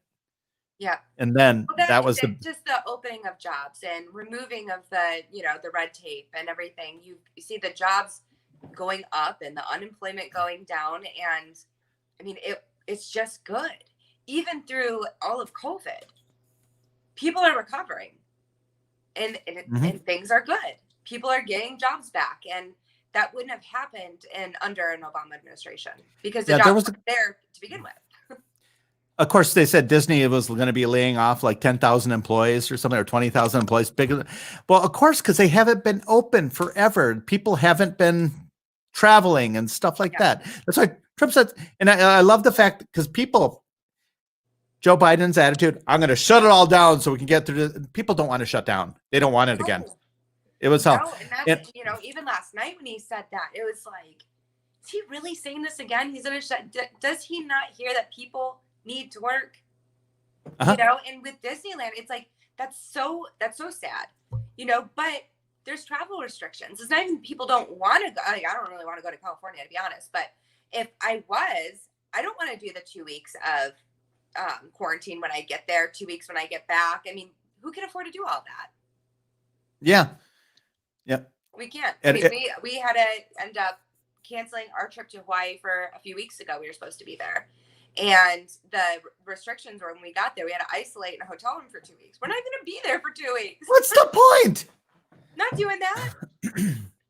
2 weeks in a hotel room with 5 kids. Yeah, and people are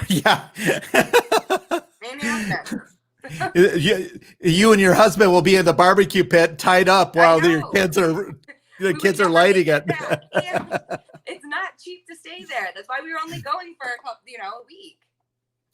Oh, yep. But I think President Trump will, the end, I hope people will buy the fact, hey, yeah, we do need to open the economy.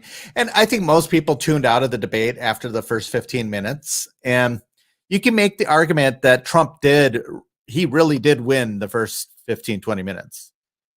It was yeah, but after that, then it kind of got into the weeds. It was a pissing match. It got so bad at one point, but literally when he opened it up with "Don't ever say the word smart to me," you remember the college you went to? I was like, oh my god, this is going to be good. And then it started to I was like, okay, this is not. Exactly in hindsight, I got to go back and catch up on all my talk radio and stuff like that to see what other people are saying to get their opinion on this too. Because I've been kind of in a void today. I just had so much going on today. Haven't paid attention to anything, and it's like, so I want to take the time. I'm curious to see what people are saying. I love your thoughts on it. I want to get out like Dan Bongino. I want to see what he's saying. I want to see even what's the guy, the Jewish guy, Shapiro. Ben Shapiro, yeah. Yeah. I mean, he actually had that whole debate so well predicted. He said it's going to start out good, and then it's just going to be people talking over each other, and no one's going to get a word in, and Biden's going to start spewing out false facts, and then everything that he said would happen happened. He's got some type of a psychic power. Yeah, psycho. I think no, he's a good guy. I respect guy. He's just so smug though. Sometimes I can't stomach him. About him. Yeah, how could Biden blame the recession on President Trump? Yeah, true. You had a recession. The economy was booming until COVID. It's like, COVID. And then he came back. He's like, "Well, you didn't do all this with the swine flu, Well, and the whole thing about was it the swine flu or was it H1N1 or are they synonymous? I don't know. But anyway, whatever the flu. Both, I think. Oh, were they both in there? Swine flu for sure was in Obama's first term because I remember that because my son was only 1 at the time. And I was like, my gosh. And they basically said, okay, it's a pandemic. They literally stopped counting. They stopped testing. Mm-hmm. That's why the death count was lower. If they estimate that the death count was actually over 100,000 for that, based on the fact that they stopped testing, so people were dying Biden, for other reasons. It was 1,000 million people. 1,000 million. Yep. 1,000 million of them. What was that? 91? No, I mean 19. Or is that he's seeing stuff in his head. His brain is getting just like crisscross. I think that he knows what he's trying to say. But then when it comes out, he's like, wait, was I going to say the truth or a lie? Yeah, and that's what Rick Brown's saying. And that's like, keep saying negative things until something sticks. That's exactly what Biden was trying to do. Yep. Eventually, a lie becomes a truth. Mm-hmm. Well, if he continues to say, he's like, you won't denounce the KKK. It's like, that was in the White House press release. Like, he already did that. Yeah. Why are you even saying that? We all know that he said it already. But then, people are listening to like, oh, he didn't. He wouldn't say it. He wouldn't say it. Well, of course, Joe Biden went to the tried and true. Those are very fine people comment that didn't actually happen. Mm-hmm. President, the context of that comment was that, he said, I hate white supremacists. I hate these other people too. But there was also some very fine people there that needed to be protected and stuff like that. But it's anything he says gets twisted.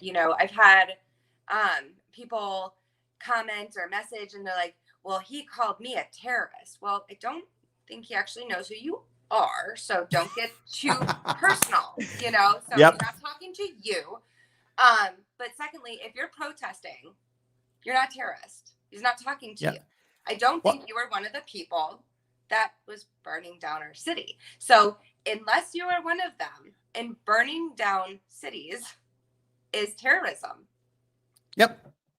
It absolutely is. That's what it's claimed under insurance. It's what it is. And quite frankly, so is the intimidation part of it as well. They don't have to be burning something. It's the intimidation, the fear, causing the fear and stuff like that. And then getting Biden to, basically ignore the fact no law enforcement has endorsed him at all. So Trump got the law and order point. Unfortunately, it was later in the night. It's deeper than just the fear of everything, because it changed. Like that week in Kenosha changed a lot, because we had curfew from 7 p.m. to 7 a.m. Well, I have to be in Milwaukee. I have to leave here at 6:15 to get there by 8:05-ish. So I can't leave now until after curfew. And I'm going to be late. So I'm just going to work from home, or get there late, So it changed a lot of things. It has a lot more effect. And I don't think people realize it, because I didn't realize it until it happened in our city. Well, it's sad when it happens so close to home too.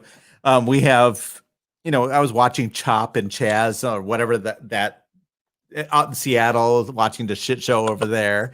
And then all of a sudden, boom, it's happening in Kenosha. I'm like, Kenosha's a half hour away from me.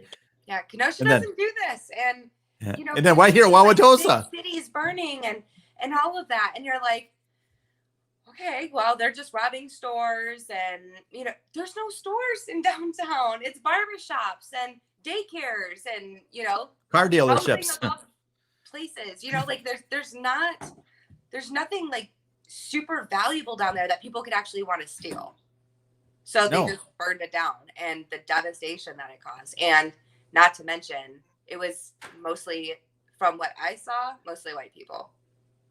Yep, it was. And that's the whole thing. And who's driving this? Because it's so coordinated. It isn't. Yeah. It isn't this. And I can tell you the difference.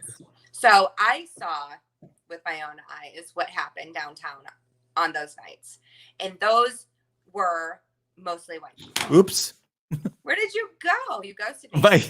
But when I went to Kneel for 9, which was it wasn't a protest, but it was a peaceful protest, I guess. But we kneeled down for 9 minutes. And it was motivated by George Floyd, but it was pastors and from a bunch of different churches coming together to have a reconciliation, an understanding.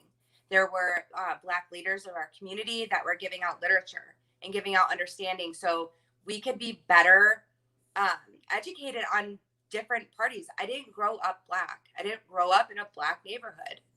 I don't know what that is like. And so to act like I understand it would be ignorant. So we go to learn. But the difference at Kneel for 9, it was really, really diverse. There was a lot more Black people there, but there was a lot of white people there too. I can't tell you who had more in attendance, because it was big and there was so much diversity. In the riots, I don't see that type of diversity. Nope. And in the end, the riots. Excuse me. Bless you. Oh, COVID. Now I got to get the Windex for my computer screen. Thanks. No, but you look. Windex. That's asthma. So you don't have to wear a mask. I have a hard time wearing it on high pollen days. That pollen gets in there. Oh yeah, I imagine. It's not so I always wear this. So yeah. I have another one too. I temper it with common sense. There's certain places I won't wear that, but if somebody is being you really need to be wearing a mask. The Trump mask comes out, and then they're like, "Oh my God!" It's so funny getting that. Yeah. So, well, I thought we're doing pretty good for a 1-hour show, huh? Right. Get an Italian and a Greek together. They're never going to stop talking. Did you hear about Hilda? That's always that the Greek goodbye is always longer than the actual conversation. So if you're until the 2-hour show, I cannot do the 2-hour mark tonight. I will. So I think we will limit it to this tonight. I would love to have you on again. I'm going to put you on the spot. Do you want to come on again? Sure. Okay. Well, we got to talk about other things though, too. I mean, I just, we got There's so much I want to pick there's so much I want to pick your brain on. Right now. It's an election year. So there's a lot of hot topics that are happening. And you have our RGB or whatever, she, passes away, or RBG, she passed away. So we're filling that seat. There's so many things happening. A pandemic. I mean, 2020, I don't want to say it out loud because I don't want to jinx it. It cannot get more exciting. It is September 30th today. One of my sisters sent me earlier. She's like had a little gremlin by a sink. She's like, "Don't tempt me on New Year's." I'm like, "Oh my gosh, like stop, like you just can't take anymore." But I think it's like where there's negative and bad and dark, something there's always a new beginning. There's always a new beginning. Something is learned, something is progressed. So, yep. What was that? There's a motivational speaker out there who wrote a book. I think it's Tracy. His last name's Tracy, where it says you win or you learn. It's not you win or you lose. You win or you learn, and that's. But in the end, we've got 34 days, I think, until the election, the official election. Yeah. And we've got a lot of work to do. It's not just, we can discuss issues all day long. My whole idea is to educate people and get the word out. I hope people watch my show. There's some of my episodes will have several hundred views. I've had a couple of them get a couple thousand views, which was kind of nice. But so getting the word out is very important, but it's also engaging with people. You said you engaged with someone, had a conversation with them, and then they're like, "Oh, yeah, that makes sense." Mm-hmm. Don't be afraid to engage. We can't, and that's the most important part. And that was something that I learned from door knocking. And I'm sure you've done it before. I know a lot of people are out there doing door knocking, and it's so effective because you're talking to these people one-on-one, and you're really getting to know them, and hearing what their issues are. What is the top issue for you? Are you more worried about coronavirus? Are you more worried about women's rights?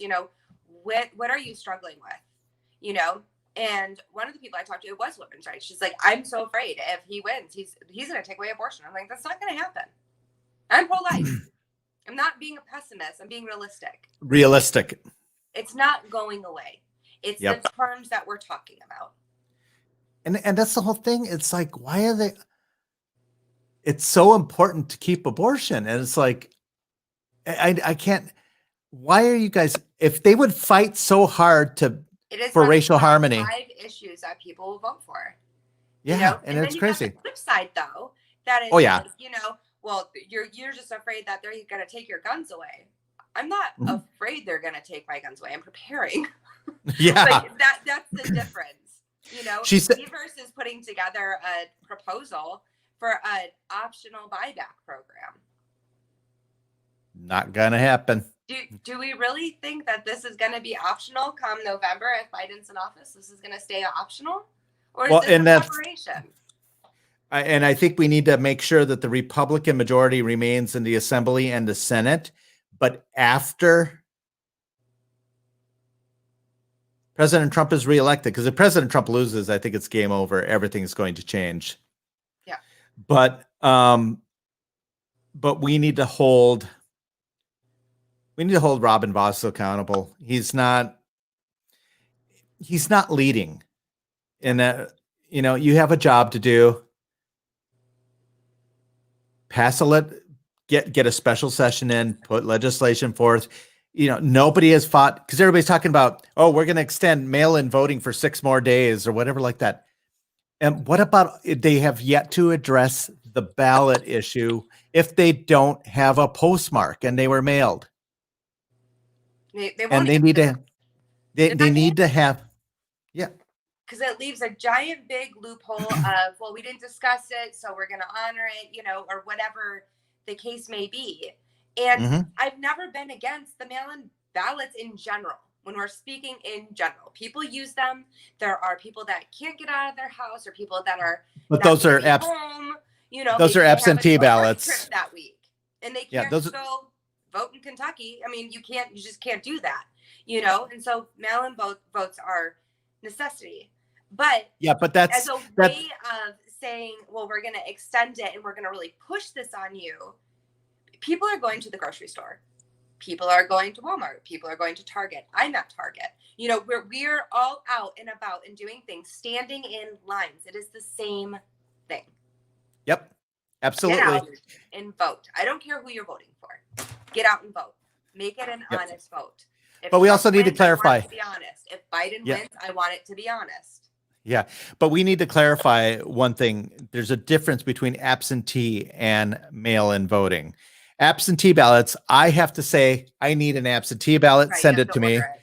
Yep. And then I have to prove who I am with a copy of my license and Yep. all that stuff. And the signatures have to match. And then I send it in. With the mail-in voting, they're just sending everybody a ballot. They fill it in. There's no proof of signature, no proof of who you are, anything like that. And that's the issue I have. It should be illegal. You can't just send out ballots to everybody. Right. And there's no security on the ballots. In Kenosha that posted that she got one for her husband. He's been passed away for 10 years. Yeah, that's at 200,000 people that are on the voter rolls right now. So and I'm sure mistakes happen. You know, everything is flawed, but this is something that we want to have the least amount of flaws as possible. Mm-hmm. Absolutely. We just want to. We want to have the least but amount of flaws possible. I've got to give President Trump a lot of credit. He has put in reasonable doubt about mail-in voting, and the Democrats are pissed about it. He has brought attention to it because people are looking it up. Yeah. And there's Democrats that are afraid that their ballot's not going to get there. Mm-hmm. And that's. Well, he said last night, if you want your people to go ahead and vote mail-in, by all means, have all your people vote in mail-in ballots. Go ahead. But I'm telling my people, go to the polls. Aye, Captain. I've never done a mail-in anyways, or an absentee. I've done early voting twice in my entire voting career. No. If I can, unless it's something I can't get out of, I'm not traveling during that time. No, because I had to travel. That's why I did it. And then last time around, during the Dan Kelly race in April, I wasn't sure the polls were even going to be open. So that's why I went ahead and cast an early ballot. Mm. So, because I wasn't sure what Evers was going to try to pull, but I don't know that the fact that we still have those 200,000 people in our voter rolls because the election commission is refusing to do their job because they're a bunch of Democrats and they know it benefits the Democrats. Mm-hmm.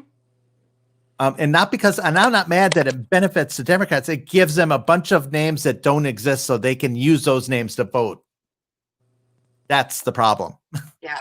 Well, there's always been like things wrapping around how the votes are taken. Like I remember in Phoenix for Obama's second term, there were a couple locations that were so like they had all these zip codes going to this one location. In Arizona, it's huge. You can have one location for this entire area. I mean, the lines were wrapped on the building. Like once it closes, it's closed. What do you mean it's closed? Like you can't do that. I mean, they still got a red vote in. You know, Arizona's going to be red. But you try to limit how many voter booths there were. I don't know if you remember that. They were limiting the voter booths. Yep. And they were doing that in Pennsylvania and other places. They did it in Milwaukee here in April. Mm-hmm. Tom Barrett, because he didn't want it to affect his reelection. But I think, Wisconsin did not send ballots to everybody. They did send out ballot applications because I don't think they could legally do it. But the problem is now they're actually having people request their absentee ballots and all that stuff in some park in Madison. And there's a bunch of stuff going on this weekend. And I just, why can't they allow for the integrity of the election? Why can't they just, and I'm not saying that like Evers, people are trying to recall him. I want him out of office just as much as anyone else. Yeah. But we're not recalling him. One, that opens up unlimited fundraising. And two, he was elected. Respect the office. Take your passion to the polls. Vote him out. He was voted in fair and square. Fair and square. Whatever. Either way. Somebody say, but Milwaukee. Let him be in. Vote him out. Take your passion to the polls. I don't know if that's legal in the poll. What passion? I just sorry, I had to. It's I'm a man. What can I say? You're like Paris. Boys. That's the day of women's rights. Here we go. Yes, of course, but you could join in too. No. It's like it's like when the video came out about with the Bush video where Trump said grabbing women by the pussy or whatever, he's like, and then everybody's like, we know.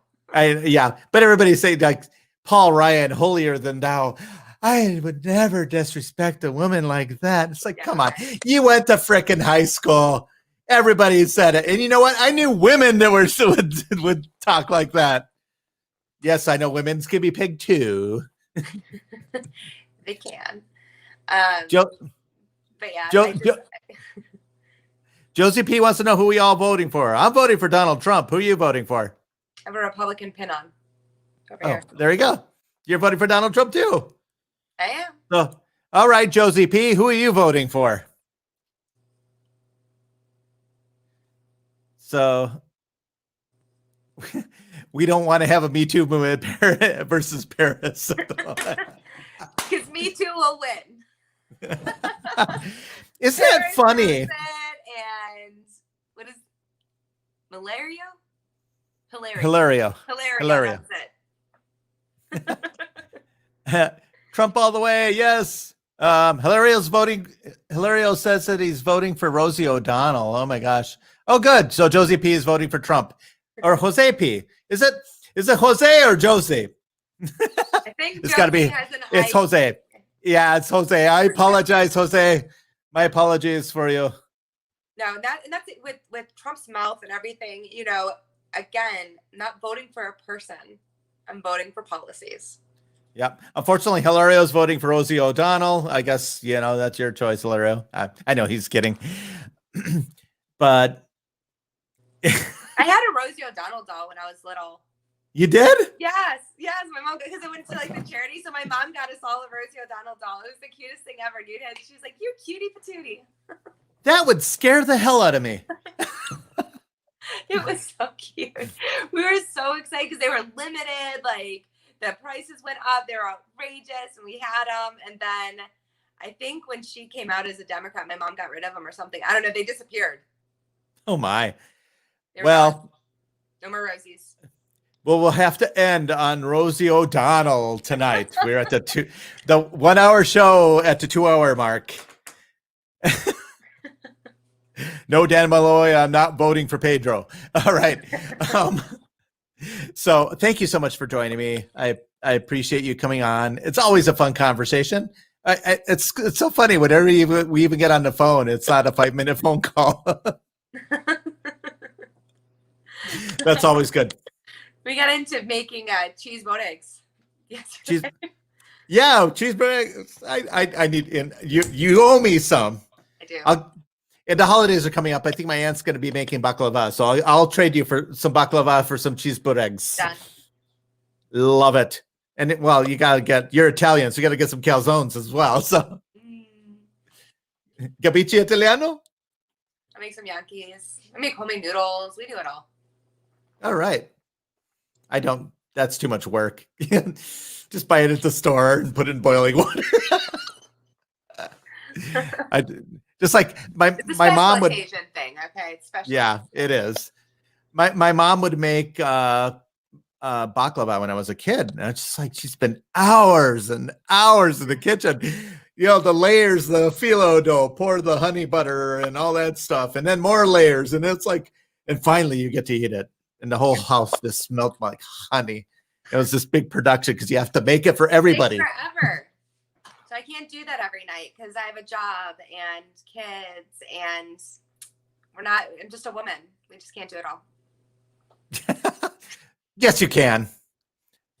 I totally can. Where your big S here, Supergirl, Superwoman. And I have a Wonder Woman shirt. We had a foster care baseball game, and so we all had to go as superheroes. I'm like, what are some cool superheroes? So me and my youngest matched, and so we were wearing the Supergirl capes and not Wonder Woman capes and shirts and everything. She was so cute because she had a little afro. It was super, super cute. Oh my gosh. She had a big bow on it. Wonder Woman. Yeah, I've never worn a Wonder Woman costume, just for the record, so we're all good. That might not be true. It is very Your true. nose grew a little bit when you said it, so I wasn't sure. No, not Pinocchio. Pinocchio was a pervert. He was French. He was French. You're Greek. I'm Greek, but my name is Paris. Paris. Je m'appelle Paris. Qui est la date aujourd'hui? No, that's like, what is the date today? Why did I say that? I don't know. But anyway, it is the 30th. Yep. Tangent Squirrel. We're at 2 hours. Love it. Thank you again for joining me. I will have you on again soon because I'm sure other stuff might happen. I don't know. I may actually have you on if the shit hits the fan in Wauwatosa. I may have you on to get we can compare notes. We've already got, bug out bags ready to go and stuff like that. If you see minors with guns, just leave. Hide. Oh, no. Hide your kids, hide your wife. I don't have a wife. Hide them all. Hide everything. You see some minors with guns. Yeah, no, I just want to get the hell out of Tosa. That's the best way. I have a place to go, so I'm not worried about it. But it's just, yeah, I hope it doesn't come to that. But I think, from my understanding, is they're prepared because they're going to quit that cop. I know they are. Yeah. If there was something on him, they would have put it out months ago. Because this happened in February. No. Yeah, the Mensa shooting was in February. Oh, Memphis. Yes. Okay. Yeah. I thought you were talking about Jacob Blake. Oh, no, Jacob Blake. No, that they protested out here. And then I'll give credit. They were largely peaceful. They really were. There were a couple of people breaking into garages and stuff like that. But yeah, they were hooting and hollering, causing a ruckus. But and then didn't they move his court to Wauwatosa? Say again? Didn't they move his court hearing? The cop? I don't know. No, I don't believe so. But I think that court hearing to a different county. They might. Well, Milwaukee County. The Milwaukee County. John Chisholm or Chisholm, whatever his name is. He's the DA. The DA for Milwaukee County. Yeah. So he makes that decision ultimately. So he's kind of like a third party, and he is a big liberal. He's a big liberal, but he's also not going to charge him for something that isn't real. Again, you put on the robes and you represent the law. Yeah. Ultimately.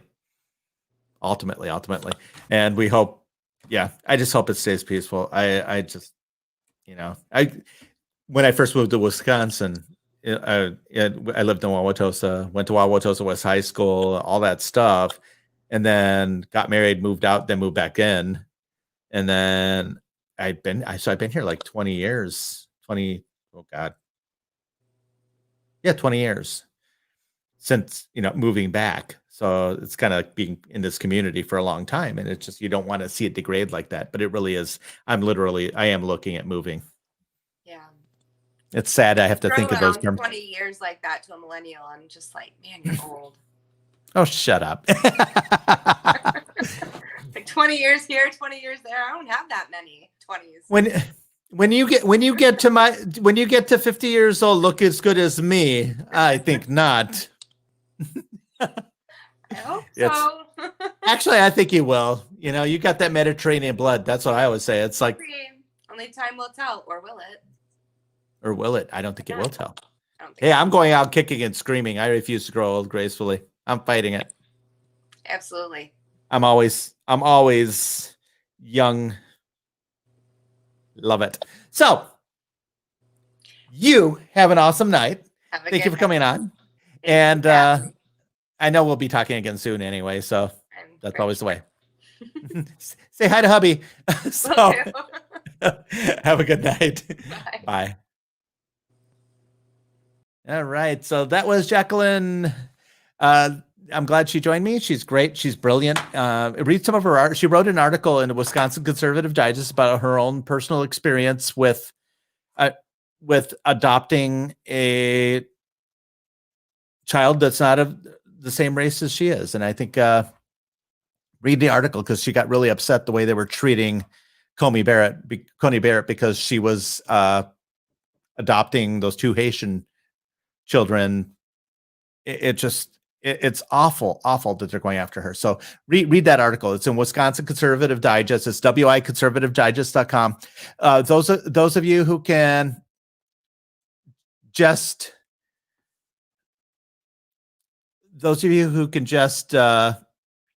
remember, we got to stand behind President Trump. It's very important. And the debate is what it is. Was Trump perfect? No. But there were he didn't lose any of his base. He didn't lose any votes. Didn't do a lot to gain votes, but he didn't lose any votes. And that's the most important part. His side is still very enthusiastic. He got Biden to actually disenfranchise a sizable portion of his base. And I bet you the left is clamoring right now. They're very upset. So, but remember, there's a lot of work. I'll do my best to keep as consistent as I can with my shows. I know a lot of you, like I mentioned, had a passing in my family, so I've been gone a few days, off the air for a few days.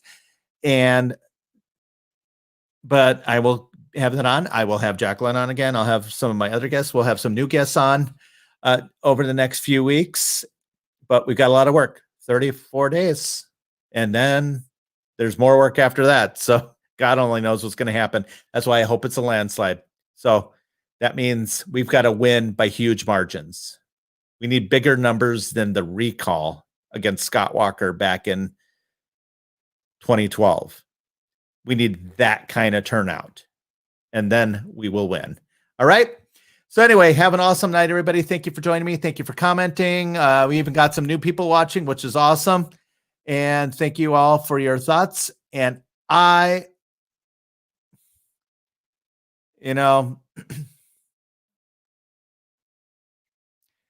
wow. Dude, I don't know who this Jose P is, but honestly, show some respect for my friend. All right. I will talk to you later. That's ridiculous. There's some people